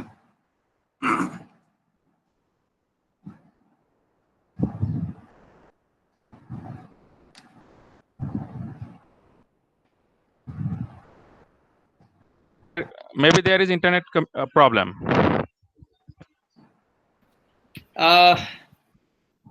If he has a problem, then can we go to the next presenter? Is there Kamaku Mbonzo Felix from Kenya? I couldn't see him there in the list. Maybe he has another name. If you are not there, then I just want to skip to the next presenter. I see it's Cristiana Pivetto, from Italy. Cristiana?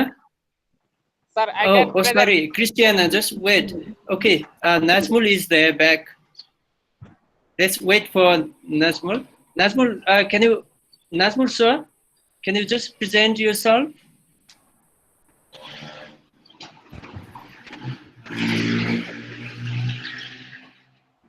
You have you have to unmute. Yes. Can you do that? I think you are having some internet problem. Yes, problem. Here I introduce myself and yes, sir. Are you know that Yes, in sir. Bangladesh? Yeah. Yes. First session, here I can refer some problem in Bangladesh.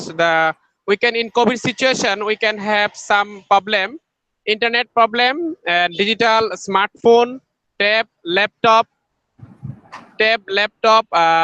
and rural area. Our student cannot reach the all online classes. So in this session, I can adjust this session to our government should take some takes online classes from digital classroom. We can in COVID situation in March. We can take live classes. You can see some picture of Bangladesh. The lack of nice spray. We can use bamboo and others use for live classes. There you can also live classes for they are not instrument all everybody. So, but we hand so in our hand, then we can start at our classes. Then you can the other live classes they have started their in the started point. They have started in this way. Then you can see other teacher, one ma'am and other ma'am to recording classes by assessment, and other teacher will show that their classes by laptop. And you can see that the other teacher make with a bamboo stick to broadcasting live classes. Okay. You can in Facebook Live. Then I can Skype classes. I can my student and other country student we have joined a Skype session in Vietnamese activities in other countries.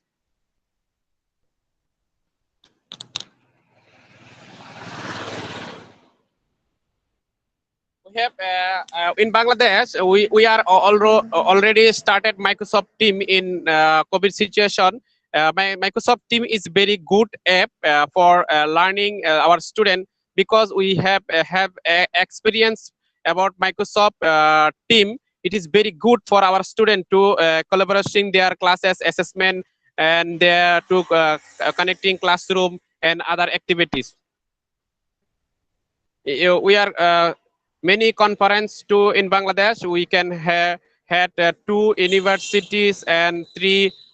We have 3 time can in district level to conference, and we have training about Microsoft Team.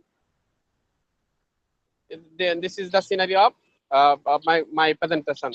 I cannot Thank you. make a presentation. In future, I will also make a good presentation. Thank you so much, everybody. Thank you, And thank you, thank you. We could hear you very well, although we missed your slides. Thank you very much. Then, is there Kamaku Ambundu Felix from Kenya? I couldn't see him there. Okay, after that, I would like to give the floor to Christiana Pavetta from Italy. Christiana, ma'am, please go ahead. Nepal.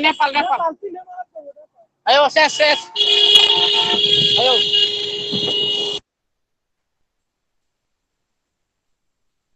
Hello, can you see me?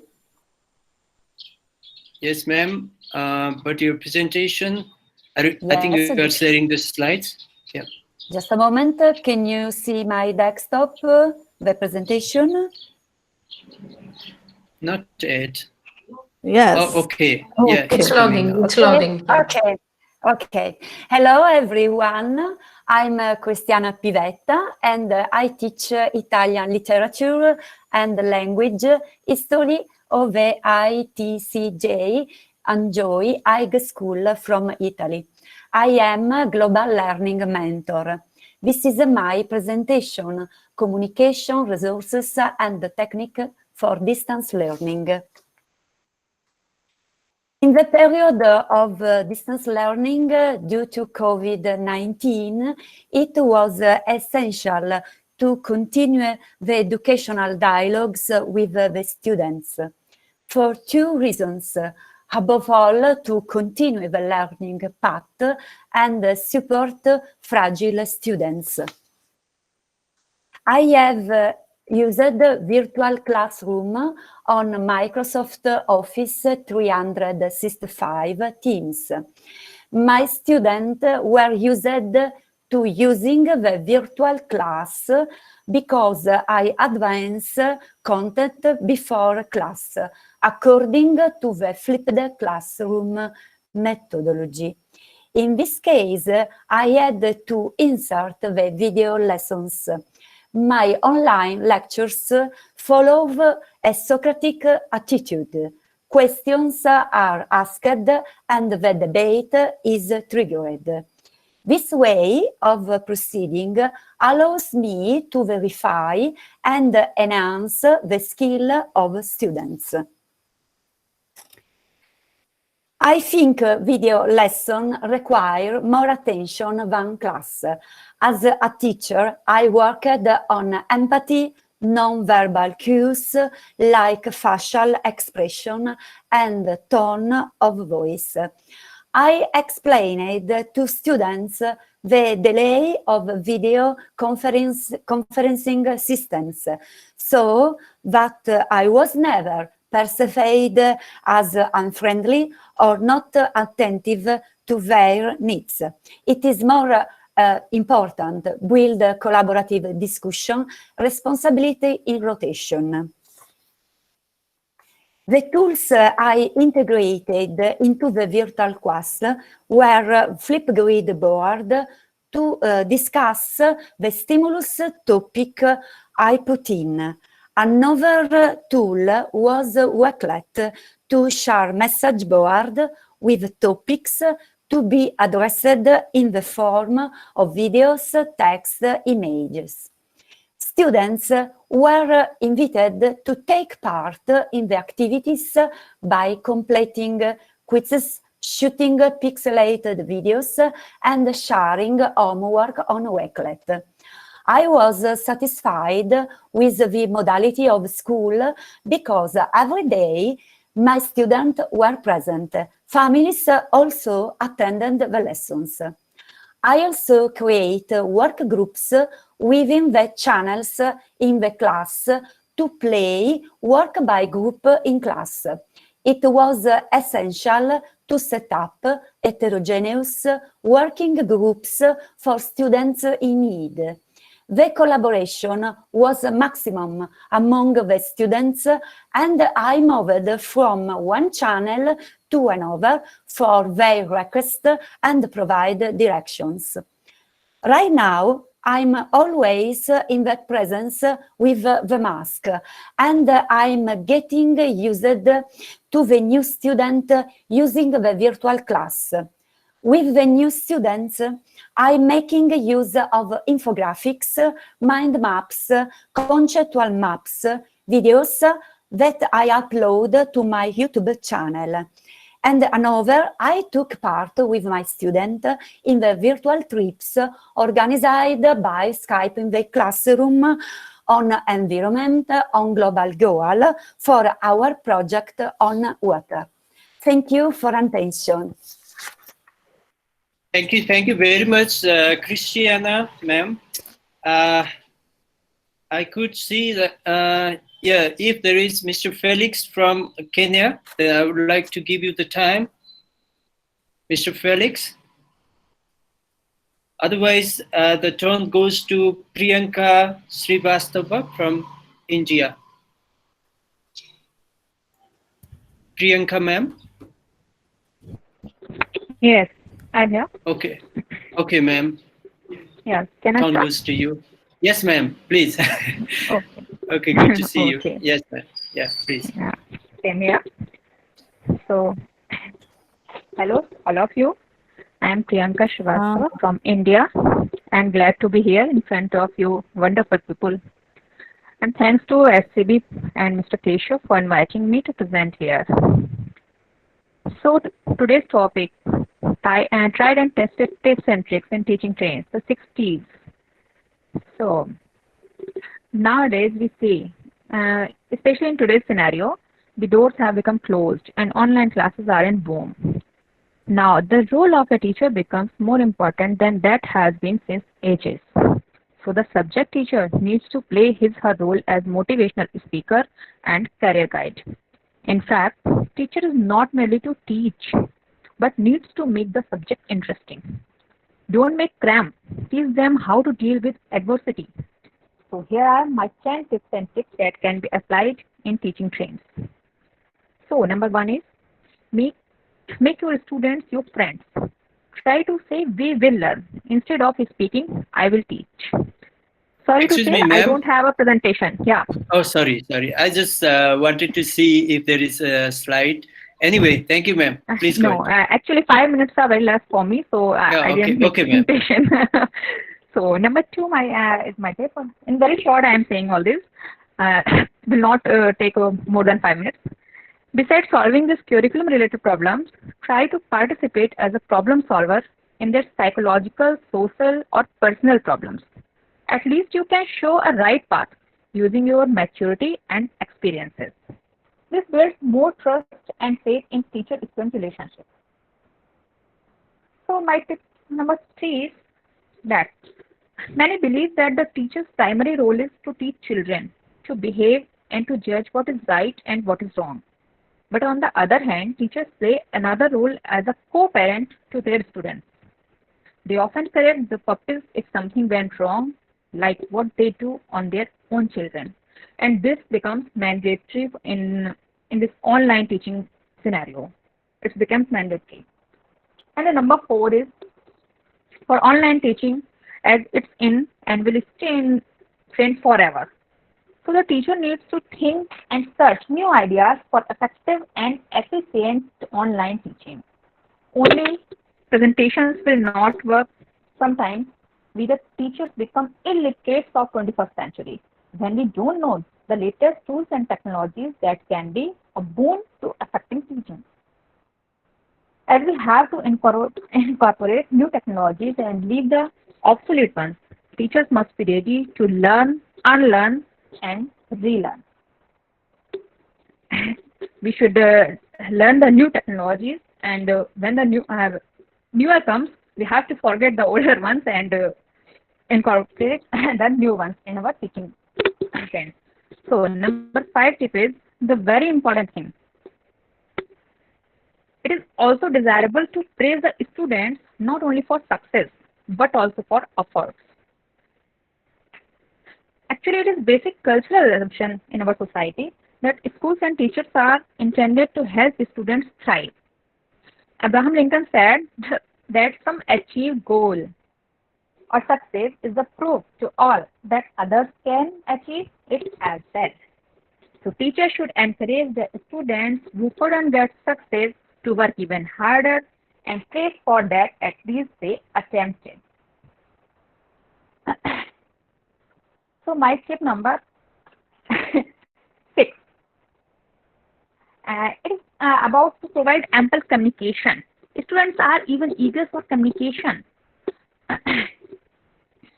Lack of teacher-student communication will create a negative learning environment, thus disabling the learning process. So we should increase the communication. As for now, classes are not working offline, so this communication becomes more tough on online teaching. So we should improve this anyway. And then number 7, treat each student as an individual. Teachers should value individual contributions and treat their students as unique. Some simple technique is to use the students' preferred names in all correspondence. It is also important to add positive emotion and virtual cues. Number 8, to build strong relationships with parents as well and engage them in open communication. Number 9, to learn, understand, and implement psychological strategies according to students' age group. And the number 10 is to encourage students for self-study and to explore whatever they can. So according to me, a complete book can be written for the 60s, but they are the tips I use on highest priority for teaching my students. Thank you all for listening me with patience. Hope next time I will come with a big presentation and Keshav sir will give me more time. So thank you all. Thank you, Priyanka ma'am. It's always a great honor to see you. Okay, and it's all because of you people, sir. All because of you. Yes, and for the information to all the attendees, participation today. Priyanka ma'am is also the founder of World Educators, one of the organizations that I'm also involved in. Okay. Yes, I am also too. Oh yeah. You see, yes, Mamtaj is from. Actually, I am not anything. We are something. We is everything. Okay. Yeah, that is the thing actually. Yes, I have got to see that if there is Mr. Felix from Kenya.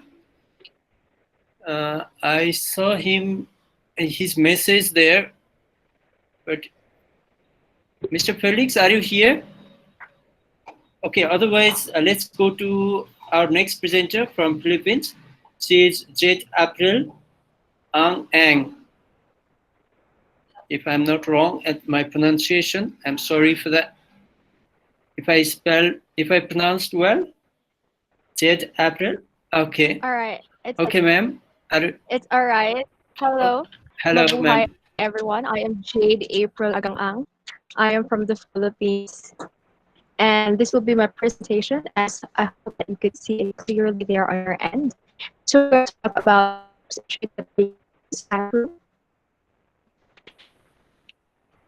I'm also will be representing for an education exchange in Sydney, Australia. Hopefully, it will be virtually soon in October, and hopefully it will be face-to-face soon when this pandemic is over. So let's talk about building a foundation for future success, and we're going to talk about Microsoft Immersive Reader.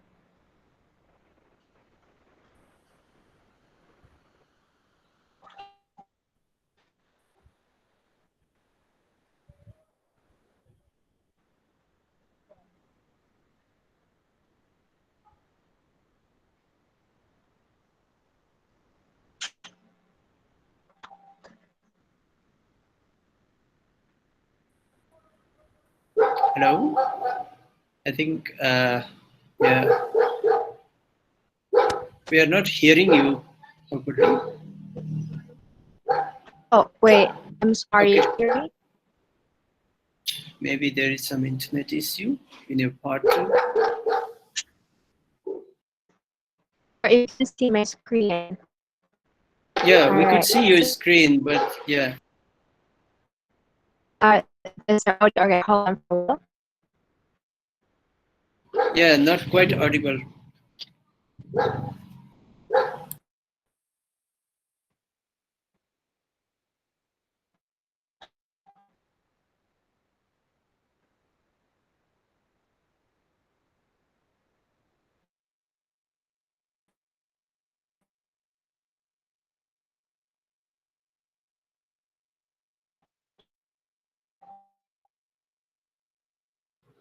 Is it only in my computer or all the participants?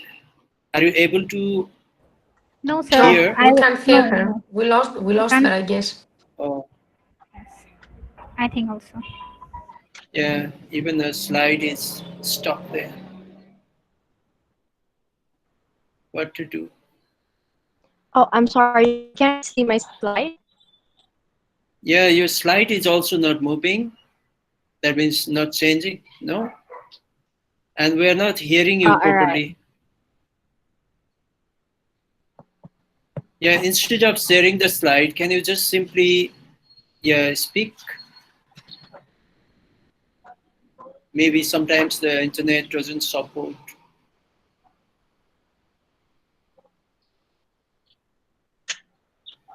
All right, so I'm just going to show my PowerPoint, and I hope you could see it clearly here. So basically, what I want to show you is that how we are going to use Microsoft Immersive Reader in Microsoft OneNote, in Microsoft PowerPoint, which is a new feature now, if you heard it, and also a Microsoft Immersive Reader is also in Office Lens. It's in OneNote, it's in Microsoft Forms, and it's coming in PowerPoint. Now, I've been using Microsoft PowerPoint and Microsoft Word Immersive Reader for my students who are challenge readers. And also at the same time, it's a great way for teaching them English, teaching them how to determine adjectives, nouns, pronouns, and also at the same time, it will help our students who are dyslexic. They'll be able to have their line of focus when they are reading, and at the same time, it'll be easy for the students to be able to understand what the teacher is teaching when she is using Microsoft Word. We have students who come to school undiagnosed because the parents were not able to go to a doctor for checking if they have red flags with dyslexia, or basically if they are challenged learners or challenged readers. So using Microsoft Word Immersive Reader would help our students be able to understand, have a focus, and it will help them read. Also, in Microsoft Word Immersive Reader, we have a picture dictionary. I hope that you should be seeing in my screen, but it's not, so I apologize for that. And in turn, the students will be able to understand more the topic or whatever is written in the Word document because of Immersive Reader. So Immersive Reader will be rolling out in Microsoft Word, in PowerPoint sooner. And it has been in Office Lens for quite some time now. And I hope that as educators would also use Microsoft Immersive Reader in your Word. It's there offline, and you can also use Microsoft Immersive Reader online if you're subscribed to Office 365. Basically, that's it. Thank you.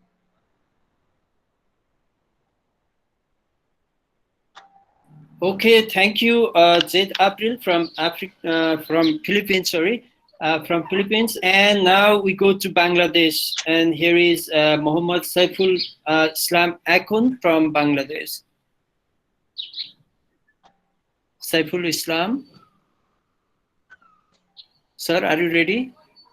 Yeah, thank you so much for giving me opportunity to be with you today.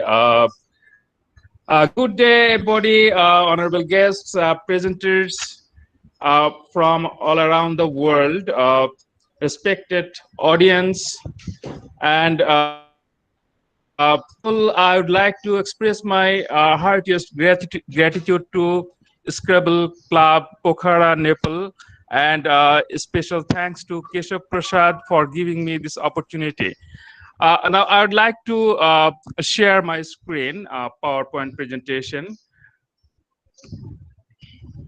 Can you see a page? No. Okay. Okay. So wait for some time.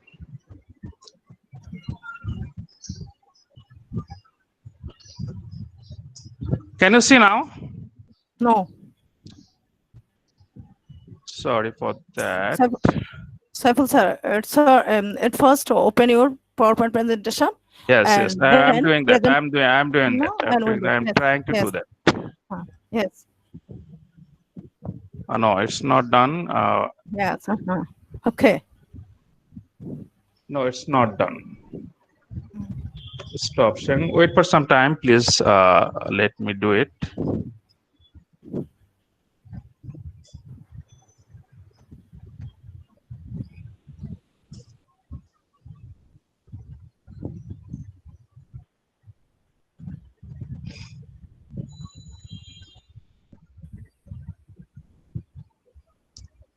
Wait for some time.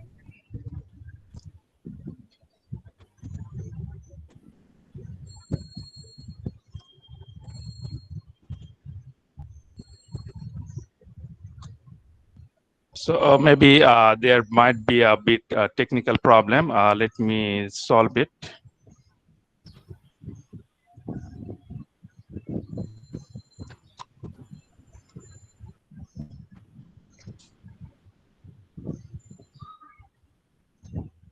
Oh, I'm sorry. So do you need some time? So till then we can go to another Okay, that can be. Thank you so much. So give me that opportunity. Let me fix it. Okay, go to another yeah. Okay. Thank you. Okay, sir. Okay, sir. Thank you for that. I could see Mr. Felix from Kenya. He has just joined. Kamaku Mbondu Felix, are you there? I could see that you have just joined over here. Hello. Yeah. Welcome, sir. Thank you very much. Kamaku Felix, I'm joining the call all the way from Kenya. Okay, sir. Can you start your presentation? Just a few minutes. I'm just joining and I'm having some challenges. Okay. I just wanted to put everything in order before I can present. Okay. Till then, I'll just go to give the floor to the next presenter. Be ready there. Okay, sir. Felix? Oh, okay, no problem. Okay, so the next presenter is Corina Sosia from Romania. Oh my God, she's waiting from 2 o'clock in the morning. Not 2 o'clock. It was 7 o'clock when the meeting was starting here. Hello, I am Corina Sujda from Romania. I'm primary teacher in the secondary school Mihail Sadoveanu, Huș. I will share my screen.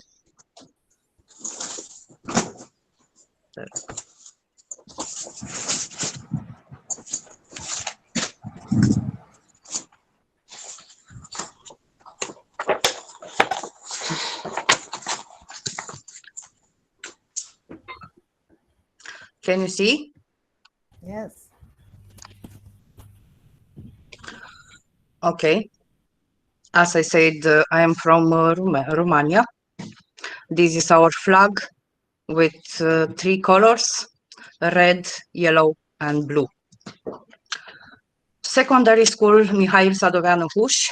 We think education is power, knowledge is freedom. Our school offers education and training services that are based on quality, performance, and also promoting European and international values, equality of opportunity for all participants in the process, and openness to lifelong learning. Our educational system, it's preschool education, aged 3 to 6, primary education, which is compulsory, preparatory grades and grade 1 to 4, lower secondary education, gymnasium, grades 5 to 8, high secondary education 9 to 12. We have also vocational education for 1 to 3 years, post-high school education 1 to 3 years, and university education, which have some cycles. This is my school, which was set up in 1858 with the name of Primary State of Girls. Since March 1st, 2002, the school has been called after the great writer of our country, Mihail Sadoveanu. Every year from 3 to 8 November, we celebrate school days. Human resource, as you see, 8 teachers to kindergarten, 21 teachers to class 1 to 4 primary school, and 37 teachers 5 to 8 grade. Auxiliary teaching staff, 1 librarian, and 1 financial manager, 2 secretaries, and 1 nurse. Here in the pictures, you may see our library in the school. Some pictures from our activities. Hall of the school, 1 classroom, another classroom, and the end of school in the summer. Our students got prizes or awards in national contests and also European and international contests. There are some certificates of our students. As you see, Erasmus Plus. Erasmus Plus is a program which funds schools for mobilities in another European countries. This was my first Erasmus project. I am the coordinator of 3 projects. I got funds from European Union, about 75,000 euro. I take abroad about 50 students and 20 teachers from my school till now, and we don't stop here. Of course, we are working in different international projects, eco schools. We are eco schools. We work with many other schools. From our extracurricular activities, as you see, our students participate in different activities. You may see here dancing team and also National Day, how we celebrate in our school.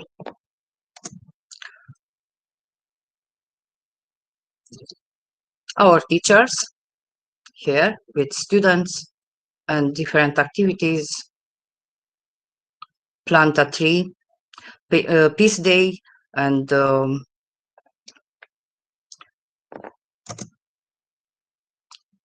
of course, eTwinning projects for who knows.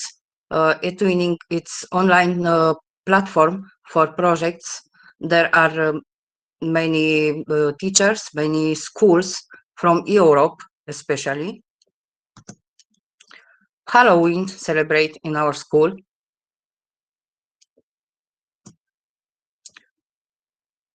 Romanian tradition, Mărți Șor, it's called. Students prepare like this and offer to their colleagues, to their parents, to their teachers, also flowers. Christmas and Easter celebrate in school. But all of our activities was stopped because of lockdown from March 11. And because everybody knows how inventive and innovative a teacher is, we don't lose hope and search for solutions. Educational platforms, digital books, and online meetings replaced teaching in the class. And there you may see some pictures from our activities online. From September 14, we come back to school, and this make us very, very happy. Of course, we wear masks, and always students keep distance between them. But we are in the school, so it's really very good for us. We are pleased to share our school activities with you. Thank you very much. Thank you, Corina Suzia from Romania, for your wonderful presentation. Here, I would like to introduce you with some of the executive members of Scrabble Club Pokhara. I could see our Vice President, Mr. Baman Kumar Kimire. Baman, sir, are you there? Can you say hi? Oh, no. I think he disappeared. And we have our treasurer, Mr. Purna Bahadur Rana. Are you there? Purna Bahadur Rana? I think he has also left the meeting. If there is Amarji.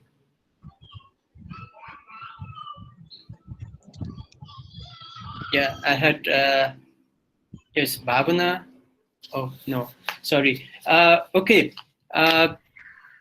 Before we go to the next presenter, I just want to know who is ready. Is Mr. Kishore, Felix? sir. Yes, sir. You are Kishore, ready, sir. sir? Kishore, sir, I would like to try now.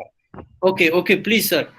And Okay. after Saiful, sir, if Mr. Felix is ready, then let me know. Okay. Okay, let me try it now. Thank you so much. Let me. Okay. Yes, maybe it will work now. Okay. Can you see a page now? Yes, sir. Yes, of course. Okay. Yeah, it's perfect. Is it clear? Loud and clear. Okay. Thank you so much. Thank you so much for giving me floor. Welcome to conducting our class smartly.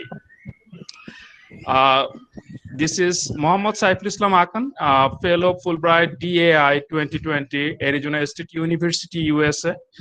I am working as an assistant professor in English at University Laboratory School and College, IER, University of Dhaka, Bangladesh. Okay, we don't hope that this COVID situation will continue for a long time. We will find normal life from new normal world. See this picture. Our tender and very young children expect many things from teachers. Children expect parental affection from the teachers. They also expect rewards from teachers. These young minds cherish amiable attitude from teachers. See the picture how a teacher is conducting with the students and see the smiling faces.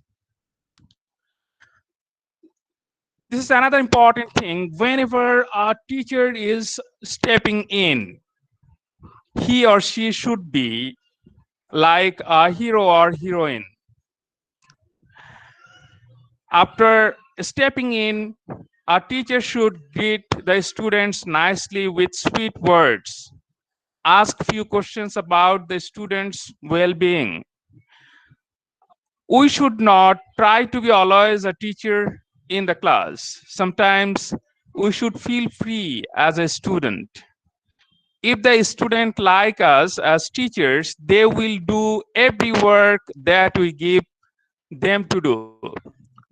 And we should not sit, if not essential, in the classroom. We should visit everyone, and we should target the weaker students. And we should maintain friendly attitude in the whole class. A teacher's smartness is very important in a classroom. A teacher must be smart in speech, smart in step, smart in dress, smart in time, smart in sitting, smart in standing, and surely smart in smiling. I would like to remember Albert Einstein, one of the greatest teachers in the world. He says, I don't teach my pupils, I create environment for teaching. I have come to the end of this presentation. Thank you so much for listening to me, and your valuable time is greatly honored. Thank you so Thank much. you. Thank you, Saiful Islam Akun from Bangladesh, for your nice presentation. And now I would like to call for the presentation of Sela Malasido from Philippines.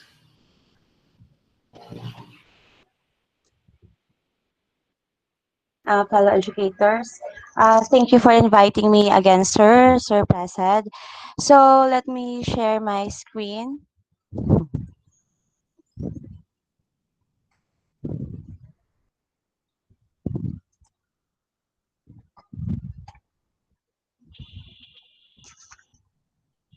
So I'm just going to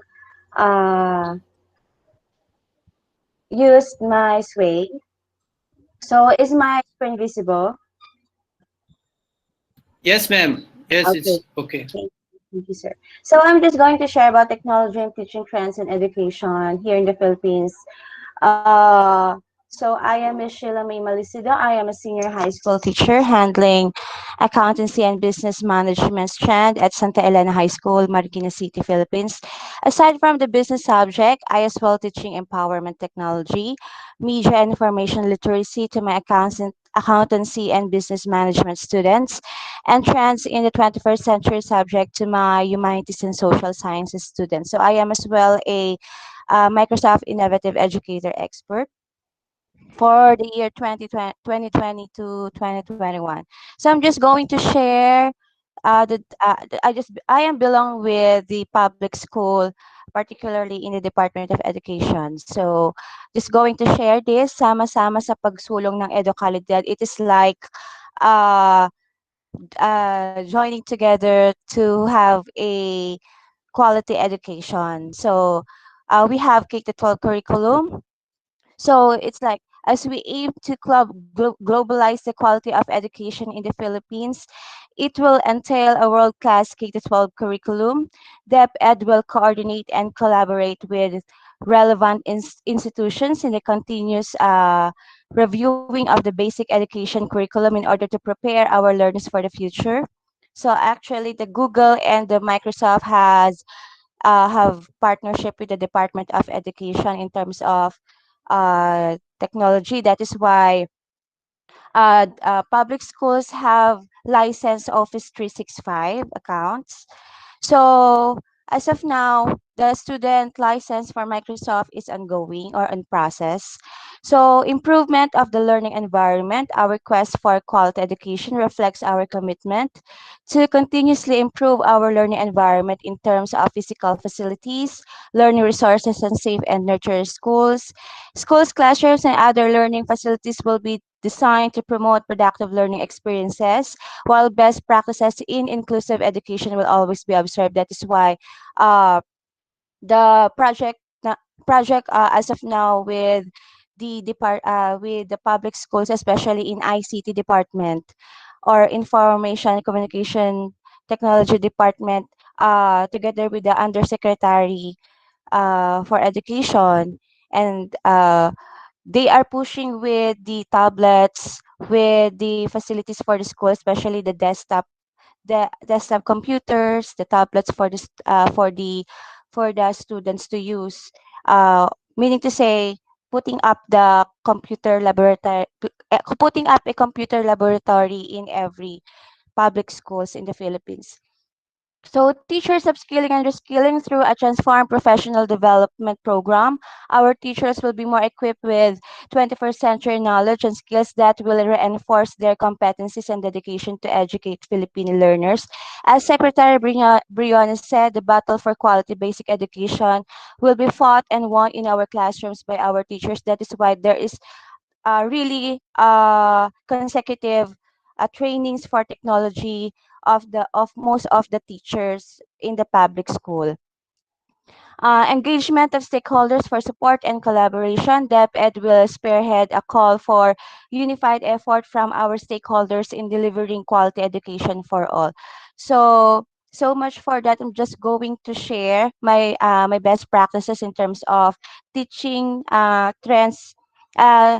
Trends in teaching the technology in education, or trends in terms of education here in my country. So in integrating trends in educational technologies and innovations to my lessons, I experienced a lot of struggles as an educator in terms of the available facilities and equipment or devices in order for my students to use, but it did not stop me to continue my passion by sharing my knowledge and skills with my students. So the following were the Microsoft integrations to my lessons that motivate, inspire, engage my students to do more and be more and practice their creativity, teamwork, and to possess future ready skills, especially we are in the 21st century. So what I did is, when I was given the empowerment and technology subject. So in teaching that subject, even the school did not have a computer laboratory, even a LED TV or projector. Still, I taught them the technology they needed to know. Especially 60% of my class were less fortunate students. I grouped the class into 5, and I made sure that each group there should have at least 2 students that have mobile phones with data or internet connection. So then I taught each group using my laptop how to do Minecraft. Then I asked my students to Minecraft our school building. So this is their work. That's it. So I asked them to post their work in the Facebook group. That's it. So it's groupings.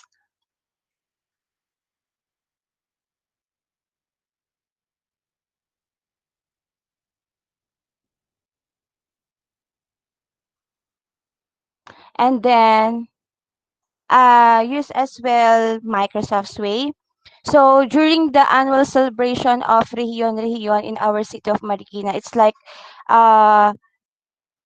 showcasing the different what do you call that, festivals in different regions. So since we were required to attend the event and our lesson was about creating blogs, I asked my students to make one using the Microsoft's Way. So what they did is this. So they took pictures from their cell phones, and then they composed that. It's like a portfolio. So it is as well. It was as well a groupings, and as well this one.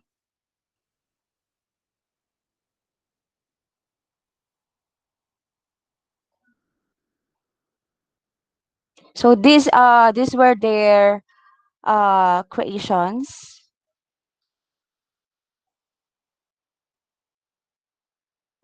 So the time when the classes were suspended due to the pandemic and we were required to complete the grades of my students, I encouraged them to accomplish their performance tasks. So what we did was we collaborate with each other using Microsoft Teams. So they do not have student license. So what we did was uh, we use personal free account of Microsoft personal free accounts. So we conducted meetings, even giving them instructions by sharing screen feature so that they will know how to do it and they would be able to submit their performance tests. So we collaborate. each other if they have any inquiries. And they had posted their projects or their reports by channels, and I let them, because these were grade 12 students, most likely 17 to 19 years old. So what I did was I asked them to make a short quiz from their report. It's just a review. It's like a formative assessment. So that's it. So my instructions were in this Microsoft Teams.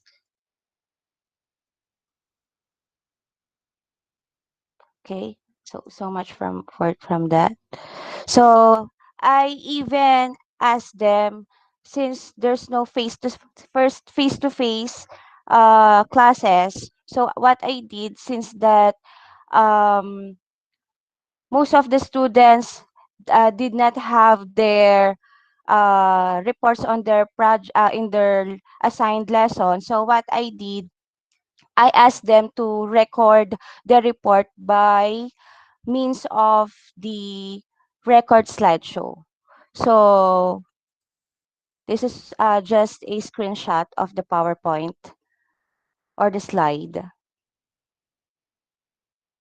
And then I asked them as well, since we have 5 subjects collaborated, so meaning to say for the senior high school collaborated for a certain performance test. So what I did, since they were humanities and social sciences students and our subject was trends in the 21st century, I asked them to make a portfolio of their performance tasks using Wiklet and attached to the Microsoft Teams for me to easily check their work.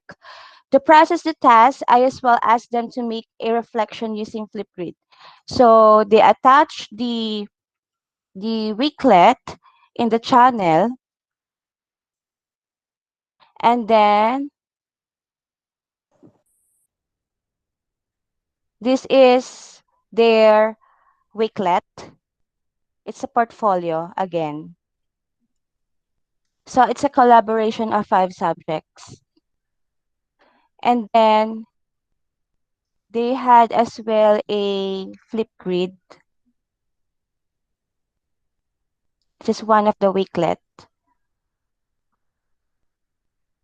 that my students did. And then they had video as well. Oh, it's not. Okay. So they have reflections here.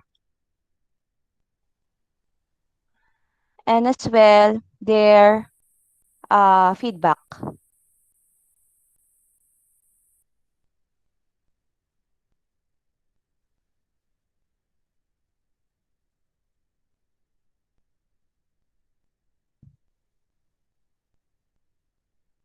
Does anyone hear the voice of my student? No? No, that I think it's muted. No, it's muted. Okay. I just can continue. Yeah, otherwise, yeah, also you need to keep it short. I think you have already taken a long time. Okay. Sorry for that. It's already, just a minute. So I also as well Skype in the classroom. That's it. Just a scan. So I let them watch the Skype in the classroom. Then there it is from Sir Pradeep Dior. That's it. So collaborated again with Microsoft Teams, and they did a Wiklet again, and then Flipgrid. And then in my classroom observation, I assigned them to discuss about the merge cube. Then someone reported about the Skype in the classroom. So that's it. So those are the best practices I did in my class from the school year 2019 to 2020. Thank you very much. Thank you very much, Sharma, from Philippines. And before we go to Mr. Felix, if you are ready, Mr. Felix. Mr. Kamaku Mbondo Felix from Kenya. Are you ready there? Okay, we'll get back to him later. Yes, here I could see in the list that our treasurer, Mr. Purna Bahadur Rana, is there. Purna Bahadur, sir, can you say hello to everybody? Yes. Namaste, everyone. Okay, he's the treasurer of Scrabble Club Pokhara. Also, I could see one of the district coordinator, Mr. Chiranjeevi, sir. Chiranjeevi Nepal. International Nepal Chiranjeevi Nepal, if you are there. Yes, sir. Namaskar. Namaskar to everybody. Okay, good to see you, sir. And okay, Mr. Felix, are you there? Are you ready? I don't think that I think he's still preparing for that. Okay, now the turn goes to Mr. Krishna Prasad Dungana from Nepal. Krishna Prasad Dungana, sir. Okay, sir. Okay, thank you, sir. Yes, please, sir. Please go ahead.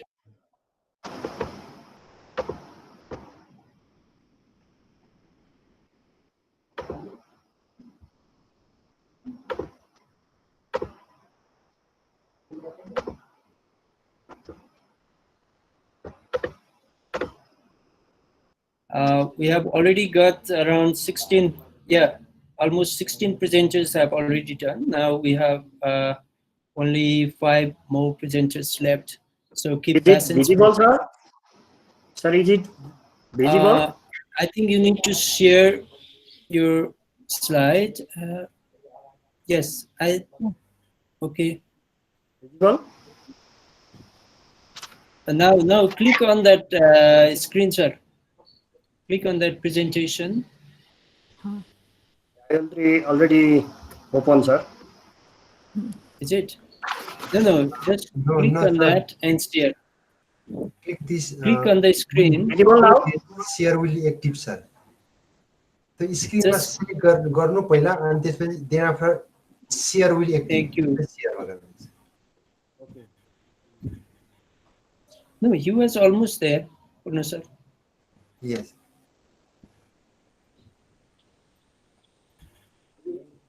Krishna sir, you do the same process. Present now. Okay, sir. I'm trying to share. Okay.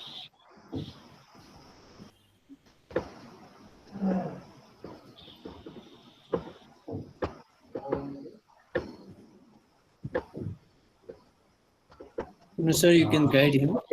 Okay, sir. I think visible now. Yes, coming. Now this is, sir. Wait. Yes, it is loading. Okay. Okay, good. Okay, yes, sir. Is it visible? Yes, sir. Okay, namaste everyone. Respected chief guest and guests, organizer team, presenters, and all attendees. As a head teacher of a public school in a rural area of Nepal, firstly, thank you for providing me the opportunity to present our practice. Regular school activities were affected due to COVID-19 from March 2020 in our context. Even in this situation, schools should have made efforts to ensure learning activities for students in a safe manner. As a result, we plan to launch a School Towards Community campaign to address the learning process during pandemic situation. Now, I would like to request to entertain my short presentation. I have school information.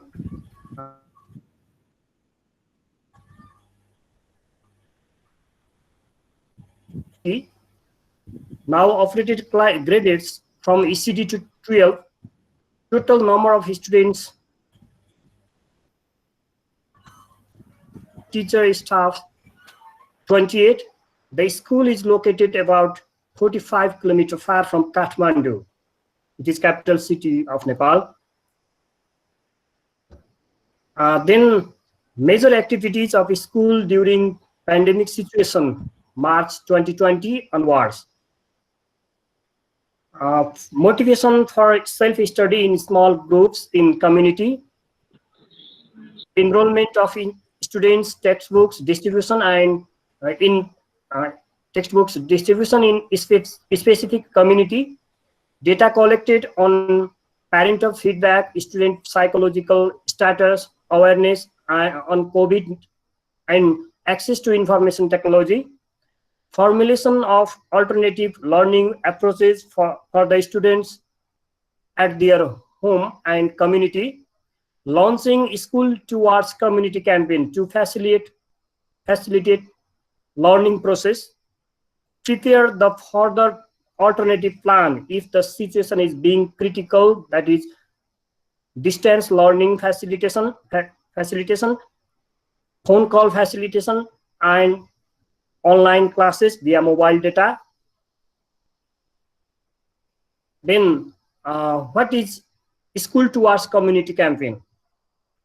The School Towards Community campaign is a process of learning facilitation done at the community level in association with other means of communication in rural areas, like the teachers visit to the community, inspiration for students, self-learning of the respective in their own community.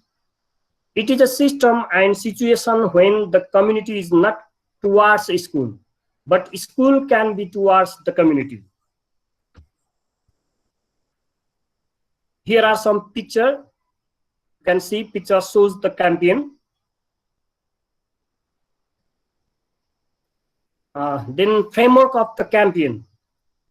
Formation of 12 learning centers representing the entire school catchment area. Then developed weekly schedule for learning facilitation. Then teachers' role in learning facilitation. First, we went to the learning center, keep in touch with the students by providing learning materials, assign and evaluation of project work, and facilitate their difficulties. Then second role of teachers, distribution of worksheets of each subject and facilitation in their difficulties. Then third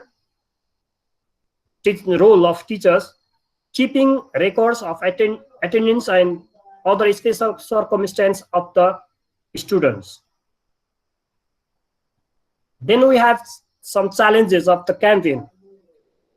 First one, problem in creating learning friendly situation in community level, problem of addressing specific learning requirements of students due to the lack of subject-wise teacher, then financial problem for the management of extra cost of preparing alternative learning materials, then inconvenience in communication with the student, and lack of adequate training for teachers on planning and learning processes related to multi-class teaching facilitation, then single responsibility of the school to tackle all the risk created during campaign. Then last one, uncertainty of government policy and program for abnormal situation. These are challenges of the campaign. Then we have some outcomes of the campaign.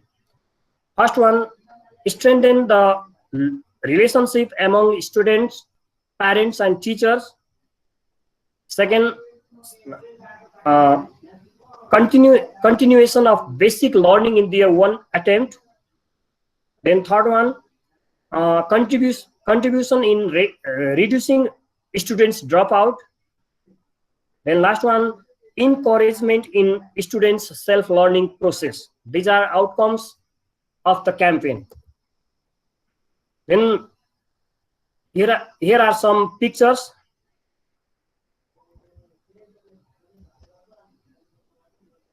Thank you, everyone. You are welcome to visit our school. You can also visit by persischool.edu.np. Thank you, everyone. Namaste. Thank you, Krishna sir. Thank you very much. The next presenter is Bhola Chaudhary from India. Bhola sir, are you ready?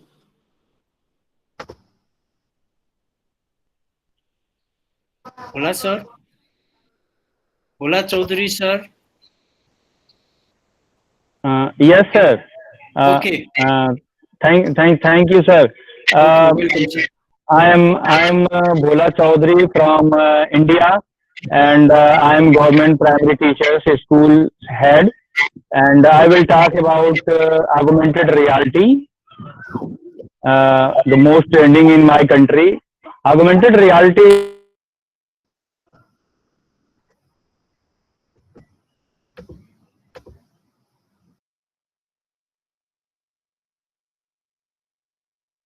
and sanctuary of students, and in this condition, the AR technique, augmented reality technique, is very useful. A student gets amazing experience of seeing animals, birds between them. Even they can take selfie with them and know more about them by the description given in categories.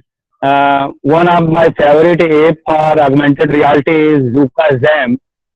Nowadays it is a paid app, about 60 rupees Indian currency, and I'm just sharing a small clip between you. Please have a look this.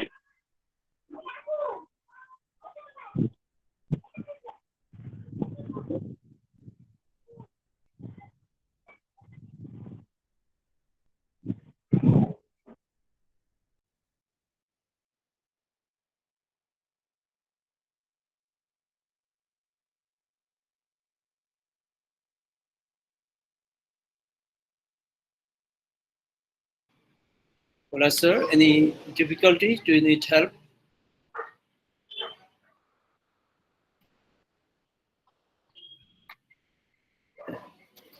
As the technology issues are disturbing a lot.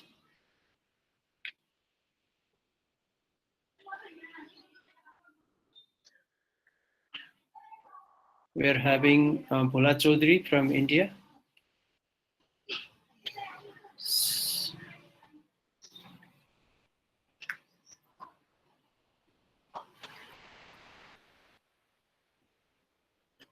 Okay. I think he's having the same internet issues or some, yeah, maybe. Yeah, Mr. Felix, are you ready? Hello, how are you? Yeah, fine.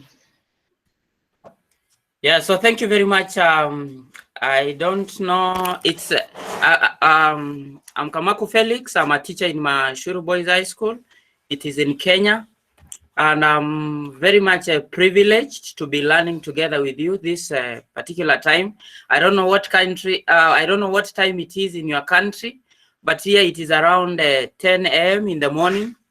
I don't know what time it is in Nepal. What time is it in Nepal? It is exactly 5 to 1 p.m. in Nepal. Wow, that's great.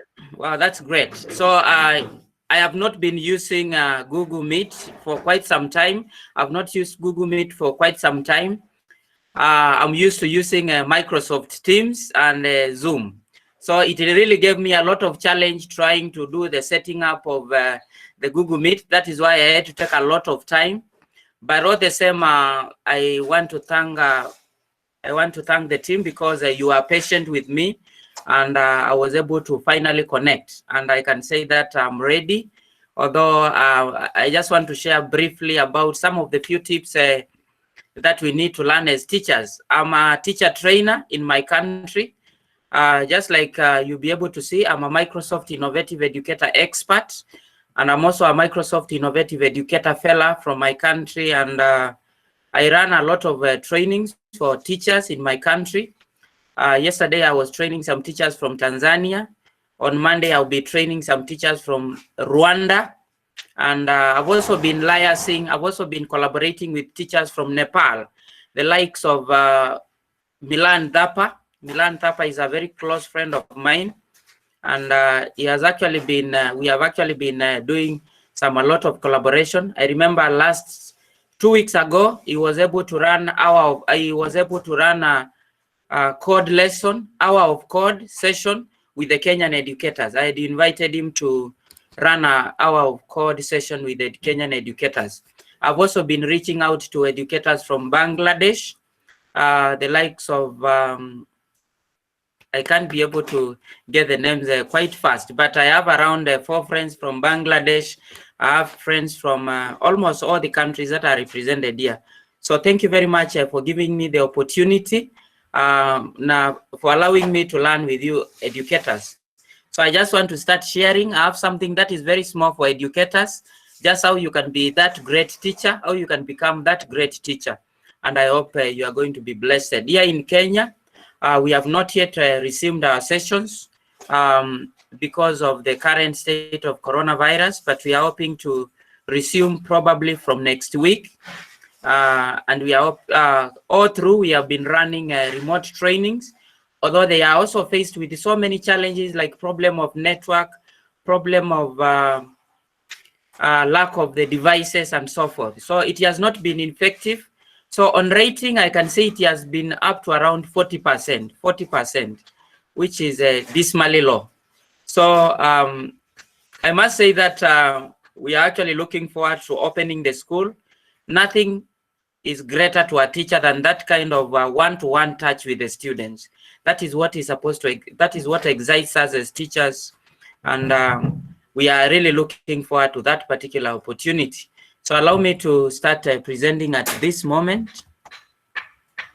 I want to do my entire screen. So I don't know if you can be able to see my screen. Can you be able to see my screen? Yeah, it is still not shared. It is not shared yet. Yeah. Now it's loading. Okay, good. Yeah, it's nice now. Can you be able to see it right? Yes. Now it is. You can be able to see. It's perfect now. Yeah. So, okay. Thank you very much. So I'm just going to be sharing a few tips about how we can become different teachers, things successful teachers do differently. I'm your presenter. I'm Kamaku Felix. I'm a teacher in Mashuru Boys High School. It is in Kajiado County, and it is in Kenya. So I'm a Microsoft Innovative Educator fellow. I'm an expert. I'm a master trainer, and also a Microsoft certified educator. So the first thing that I want us to look at is, okay, we are sharing on how you can become successful as a teacher, or things that you can do differently for you to become a successful teacher. And one of them is that you need to have clear objectives. You need to have very clear objectives. Of course, and the only way you can be able to have clear objective is making a plan for your lesson. Remember, they usually say planning to fail is, of course, failing to plan is actually planning to fail. So it is very, very important that we have clear objectives for our learners and we plan adequately. That is very, very key. And then the other thing is that successful teachers have a positive attitude. Are we positive in whatever we are doing as educators? This is something I've always been telling educators from my country.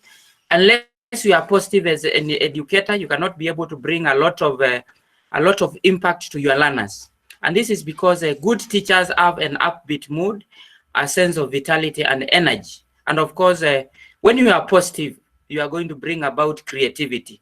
You are going to breed creativity to the learners, which is very, very key. So we need to be very, very positive if we are going to bring about any impact to our learners. And then the other thing is that successful teachers, of course, they expect their students to succeed. And this concept is similar for parents as well. There are two people who always wish the students well, and one of them is the teacher, and the other person is the parent. And of course, we need to set the bar high and then create an environment where it's okay to fail for the learners. And at the same time, we also need to motivate our students for them to keep trying until they reach the expectation we have set for them. So as an educators, we need to have at the back of our mind the fact that the students will have to succeed. That is supposed to be our key thing as we are doing the teaching, as we are into the teaching. And then the other thing is that successful teachers have a sense of humor. What happens when you go to the classroom? Do you create that kind of humorous environment? Because one thing I want to tell you as educators is that humor and wit make a lasting impression. It reduces stress and frustration. And this is because you find some of the students who are coming to your class, they are coming from dysfunctional families where we have had so many challenges. And if you interview most of the students, you realize that their favorite teachers are those teachers who are humorous, those teachers who are willing to bring in the joy, the fun into the classroom. So that is very key for us and as educators.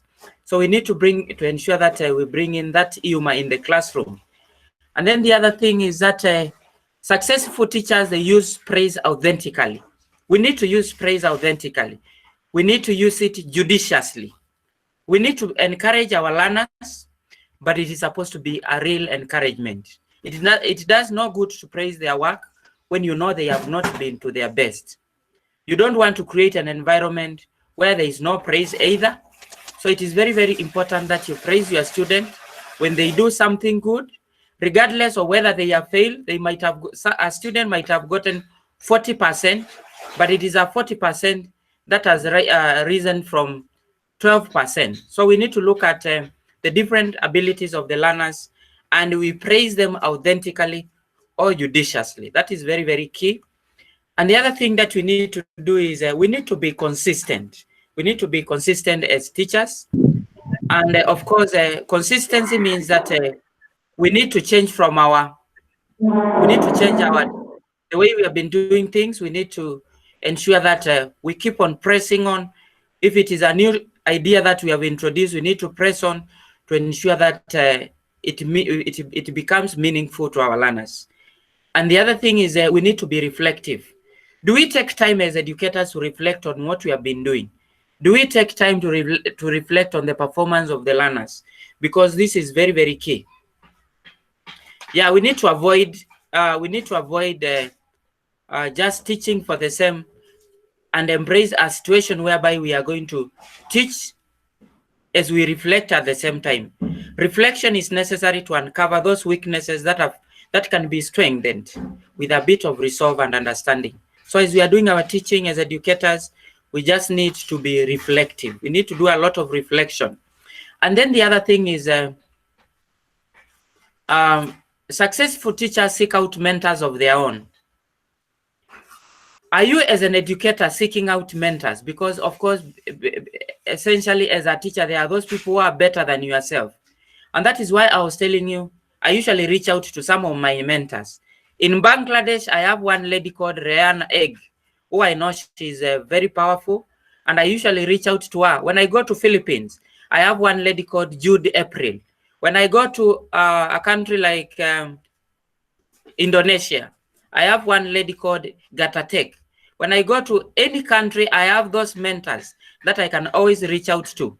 So do you have mentors that you can be able to use to enrich your knowledge, to be able to guide you, to be able to tell you, this is what you need to do, this is how you need to enrich your classroom, and so forth. So it is very, very important we identify key people, key educators, key change makers who are going to be there for us and who are going to bring about, who are going to help to build us, to mentor us so that we can be that good teacher.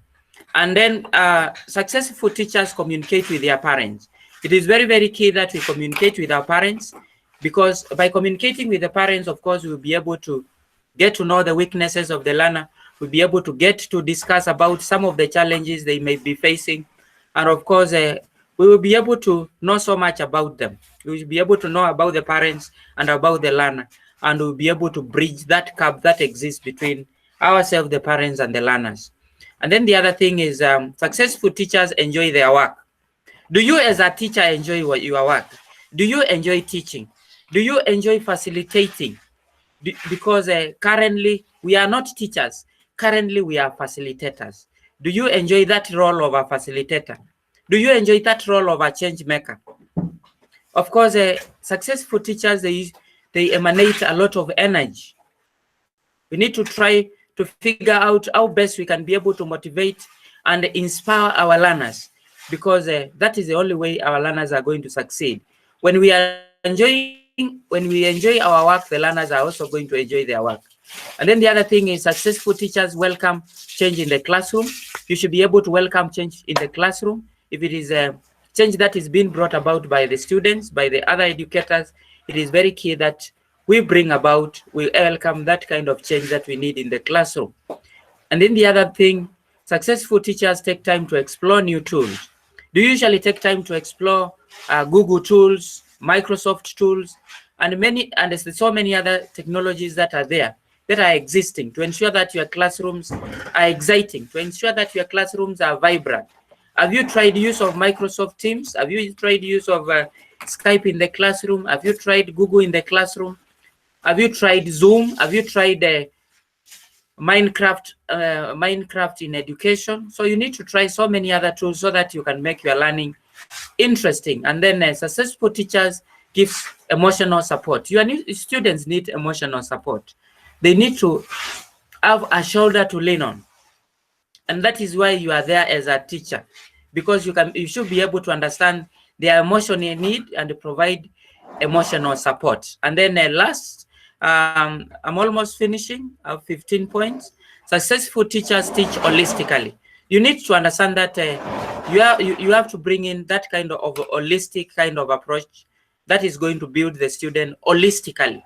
You need to ensure that you include other aspects into your learning that are going to assist the students to be able to go holistically. And then finally, successful teachers never stop learning. You are supposed to continue learning and learning and learning and learning. We are taught that educators or change makers or facilitators, they are lifelong learners. We need to ensure that we continue learning. We need to ensure that we continue collaborating with other educators. And that is why I had to join you today, so that I can also learn from what is happening in other countries, in Indonesia, in Singapore, in Malaysia.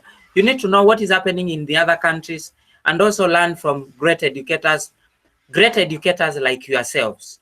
And then, so that was my presentation. I don't want to talk a lot because of time. Given the opportunity, I'm going to be able to share more, maybe in another session. So thank you very much, colleague educators. I'm really so much happy to be learning with you, to have collaborated with you, and to also to be learning from you. It is very, very key. So thank you very much. And I want to say that I'm very much privileged to be here. Thank you very much, Mr. Felix, all the way from Kenya. Mr. Bhola Chaudhary. Yes, sir. Okay, if your technical problem is solved, you can. Yes, sir. Due to technical problem, I could not present my clip, and now I am presenting it with my mobile. Please have a look.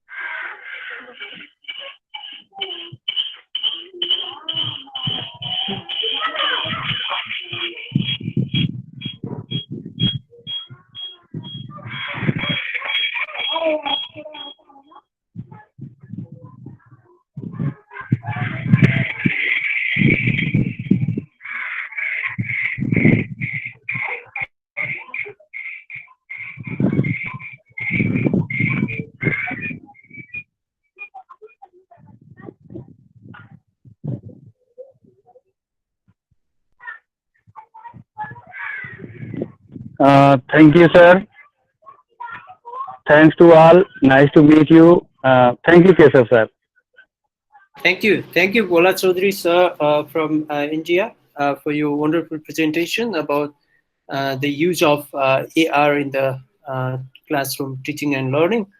And we just have 3 more presenters now. I'd like to give the floor to Christiana John Barreto from Philippines. She's also international coordinator of Scrabble Club Pokhara.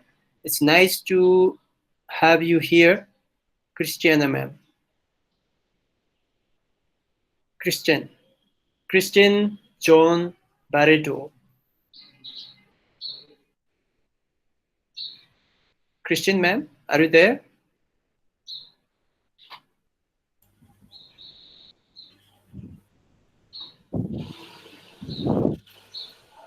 Oh, she was there, but I think she has gone somewhere. Nafisa Mustafa from Pakistan, if you are ready, you can start your presentation. She was telling that she had some internet, electricity problem, and she might have disconnected. And Nguyen Duc An from Vietnam. She is there. Okay. Okay, are you ready? So you do your presentation. We'll see the other 2 presenters later.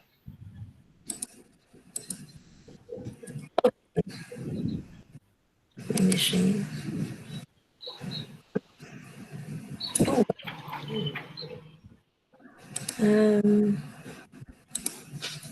Wait a moment.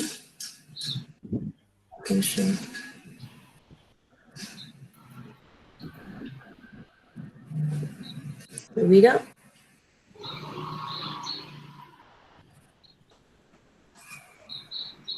Can you see my screen? Yeah, it's loading, ma'am. It's loading. I can see you. Okay, wait a moment. Yeah, it's good. Okay. No. No, this one. You stop that? Yeah, there's some problem. Okay. Okay, here we go. So can you see my screen? Yes. Yes. Yes, of course. Okay. Okay. So good afternoon, everyone. My name is Nguyễn Đức Ân, and I am from Vietnam. I teach at Đài Bắc University in the northwest of Vietnam. So today I'm going to present to you the topic about empowering the student voice. And this one, I just want to share my own experience, how I have done in my classroom to empower my student voice. The first one is about the teaching approaches. In Vietnam, the teacher center, grammar translation in ELT, and the passive teaching approaches are still dominant in Vietnam. Hello, Christina. Hello. Try a lot to change my teaching approaches, in which I use the learner center, in which I put the student into the center of the learning process. I don't only talk in the classroom. I ask the student to do a lot of activities so that they do most of the active activities in the classroom. Another one is about the integrated and community. Mr. Peradi, looking for you. Okay. Oh, yeah. Yeah, thank you. Okay. In ELT, grammar translation is very common in so many countries, in which the 4 language skills are segregated, and the teachers teach different skills in different lessons. However, to my ways of thinking, learning the language is learning how to communicate. So that's the reason why in my teaching, I try to maximize the skills, the language skill, including listening, speaking, writing, and reading, as well as grammar, vocabulary, I mean, all aspects of ELT. And the next one is about the active and inclusive teaching and learning. So I try to include all the students in the classroom into the activities. As you know, in our teaching, a lot of students who are timid and very passive, and they are not how say, they are not active enough. So I try to encourage them to participate in all the learning activities so that they can learn something from the lesson. So the first one is about the teaching approaches. And in my teaching, I try to apply the multi-intelligences. And because you know that all students are intelligent in their own ways. So understanding this, I try to use different learning activities to suit my student learning style. For example, they can draw, they can listen, they can read, and they can dance, a lot of activities. Another one is about the outcomes. When the student, when I ask my student to do the project-based learning, so that they can choose different outcomes. For example, with some students who are very good at working independently, they choose to write the writing assignment. But some students who are good at working in groups, they choose making the video, the poster, or the oral presentation, or anything that they think, anything that they like. And here's some of the pictures in my classroom. So the student can play the games. They have a different activities. They work in groups, work in big groups, in smaller groups, or maybe in pairs. Another one is about the meaningful learning. I don't know how about in your country, but in my country, English is a foreign language. However, most of the language learners have no opportunities to practice the language with the foreigners. So they just learn the language in the theory, in the textbook only, and they don't have a chance to use English outside classroom. So I try to connect my student with the student and teacher from other countries so that they can use the language. So here's some of the example. Both the primary and high school and adult learner, I connect with the international teachers and students. And here I can see in our forum today, there's some teachers who are very familiar with the international, the global classroom happen every Saturday, held by a Japanese teacher. But in this classroom, a lot of students from different countries join together and they learn English. They discuss about a topic and the teachers support them. And I and my student also join so that my student can be more confident. And some more projects. My student and I are working in some international projects besides the international classrooms. And the next one is still about the meaningful learning. In the textbook, I mean the content in the textbook are very strange to my student because they are, most of my students are of ethnic minority groups who are poor and have never experienced in the Western culture. For example, about the food like hamburger or hot dog or maybe pizza, they have never tried that kind of food. But in the textbook, when they have to learn about the food, I try to adapt the activities so that they make the menu of their traditional food or the local foods, so that they can learn about learn more about the culture.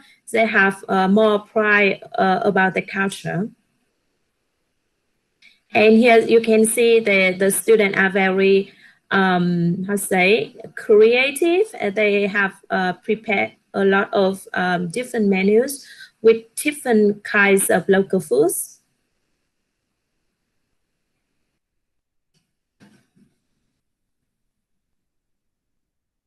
And the next one is about the formative assessment in my country. And I think that in many other countries, we usually based on the results of the student at the end of the semester, but I try to adapt.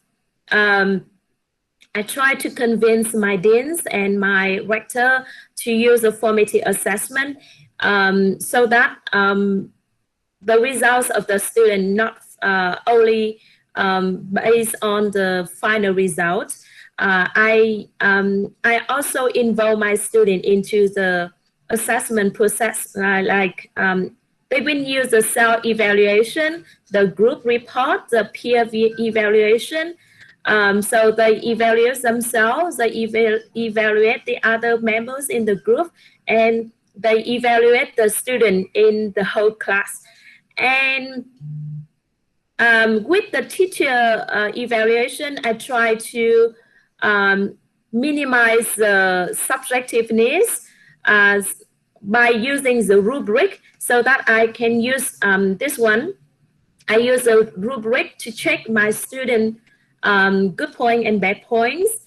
And also I try to use ICT with the very fast, accurate, and objective results, so that I try to limit the interfere of the teachers on my student assessment.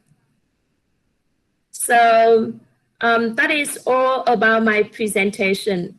All the things that I have done for my students to improve their agency, so that my students now, I think that they are very confident to express themselves, and they are very active to involve in the activities, in the classroom activities. So thank you very much for your listening. Thank you very much for your nice presentation. We got to know a lot from you as well. Without further delay, I'd like to request our international coordinator of Scrabble Club Pokhara and today's presenter from Philippines, Ma'am Christine Joan Barreto. Hello, good afternoon to all of you. Good afternoon, ma'am. Christine Barreto. May I present my window here? I'm sorry for the delay. It's okay, ma'am. We have already got very late. I have another meeting with the director. Okay, so good afternoon. I just want to present to you my advocacy, which is Youth Advocacy and Knowledge Access Program on Education for Global Citizenship. So this means that global citizenship education affects us all, right? We have poverty and homelessness, crime and security, electricity and water supply, unemployment, hunger. So most of that global issues are affecting us in any other country, not only in the Philippines, but in other countries as well. So this is what my advocacy about. Our philosophy is about implementing and sustaining the Sustainable Development Goals. We could tap the youth as the frontliners of change, because I know that they are the critical thinkers, innovators, change makers, communicators, and active leaders in transforming the world. So Project Yakap, Yakap means in Filipino is a hug. a hug or an embrace. It aims to involve the youth's active participation in projects that address the global issues, such as proactive contributors for a more just, peaceful, tolerant, inclusive, pure, and sustainable world. So through this project, the voice of the youth may share their knowledge, address emerging issues, and focus on building their 21st century skills with the opportunity to develop, contribute, and be valued as assets of the community. So Yakab is a greeting of a new culture, a welcoming embrace to celebrate a different lifestyle, a different religion, a different race. Yakab is a step forward that informs the youth, an insight that empowers those that are the community's future. So these are my milestones in my country. So we need to promote the youth advocacy projects of global citizenship. We have knowledge access and partnership from community and other local groups. So first stop, since I'm an educator, I need to relay this message to my fellow co-teachers. So during the division learning action cells, I have the privilege to talk with this to other learning areas such as science, math, English, and Araling Panlipunan. And these teachers are the Muntinlupa's leaders or teacher leaders in their respective schools. So I also produced the Project Yakab's Facebook page because I know Facebook is too large. It can communicate in a wider world. So I need to post this and publish as a non-profit organization. Next, I integrate global citizenship in other learning areas. I am a science teacher and also a math teacher, and I think these global issues are also can be integrated in my lessons, such as climate change. We have life below water. So these are the sustainable development goals that needs to address. Okay. I also teach my co-teachers in my school in how to integrate global citizenship and sustainable development goals in other learning areas. Example of that, in Araling Panlipunan, there is a storybook made by the teacher. It's called Basura Kid, means a trash kid. Because this kid live in a rural, in an urban community where there is a dumping site, a near dumping site. The kid collects these materials and then exchange it for money. So this can be an influence, a good influence to the kids. They know these global issues, and pupils can have their opinion in how to address these issues. I also have partnership with our division and the local government unit. We have the first Muntinlupa Youth Convention. I talked to 200 youth leaders from school-led youth groups, community, and faith-based organization, along with Sangguniang Kabataan. So these leaders, these youth leaders are very important in honing this sustainable development goals.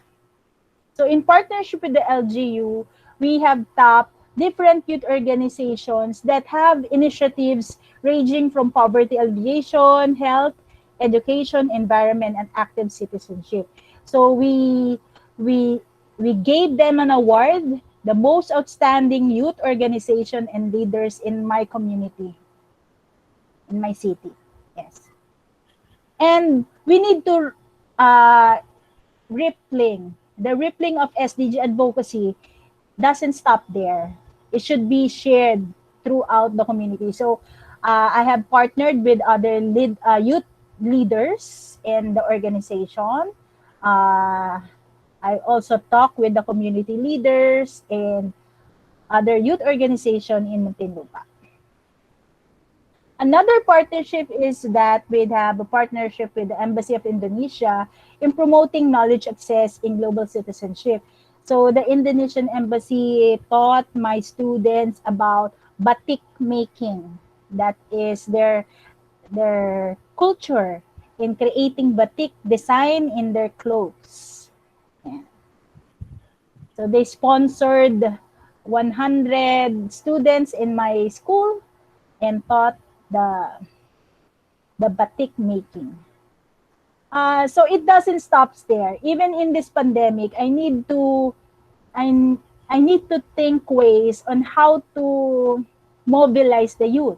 So first is to create partnership with the Department of Education. So I talk with my friends like Nguyen, and we have Oibuti, Keshab, Mamtash, and Demberel. Yeah. These are from Mongolia, from Vietnam to Cambodia, to Bangladesh, to Nepal, and to Mongolia. And I am very honored to have them. Then we have Teach Love for SDGs. So these are different meaning, educating for the youth. I have talked with Mr. Kiel Mariano where he advocates about streets to schools.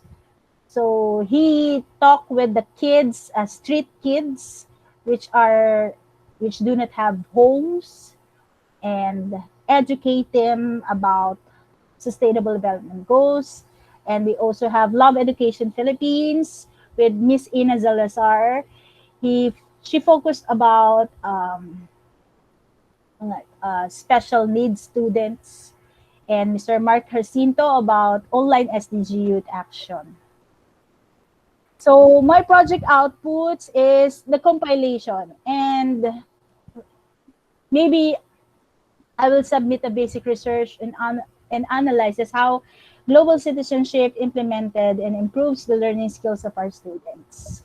So these are my target and my future direction. So when the pandemic is over, I need to have a youth camp for the youth leaders and have a festival of learning in global citizenship and sustainable development.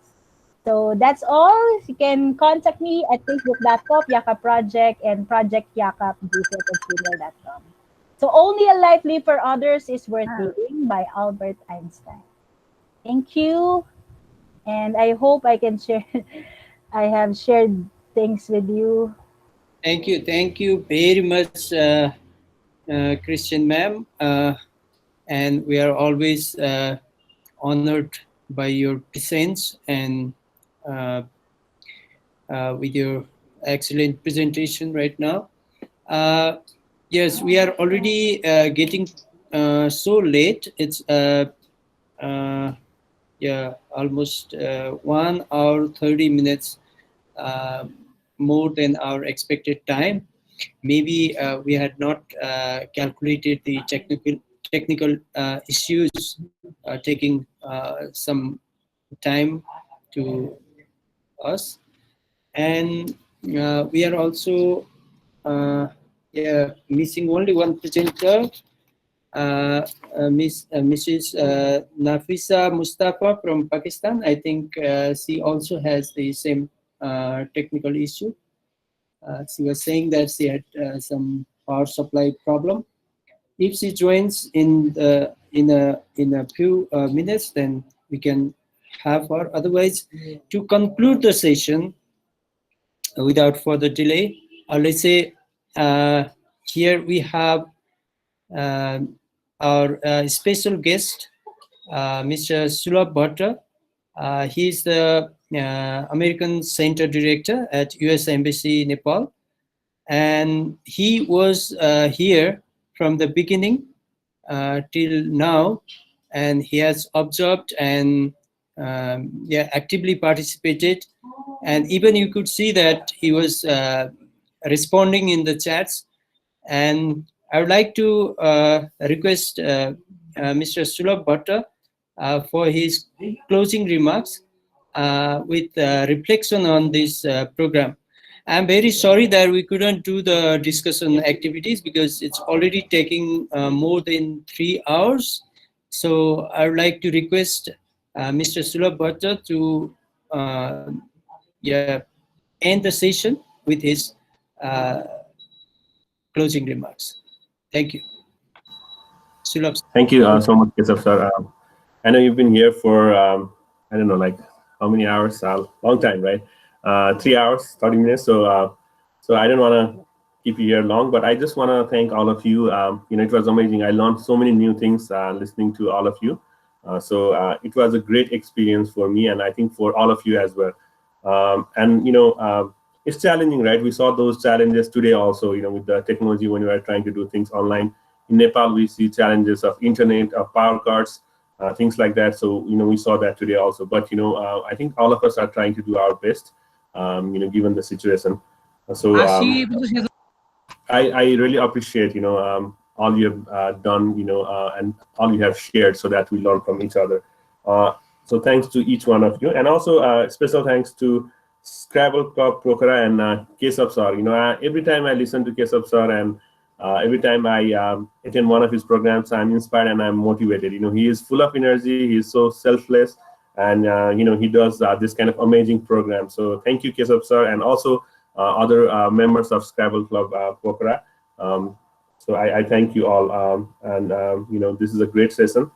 So with that, you know, without keeping you any longer, I'll like to say thank you and bye-bye. Take care. And I look forward to other sessions like this. I promise to attend. Some of you are joining from, you know, different countries, different time zones. Someone was telling me it's 2 a.m., right?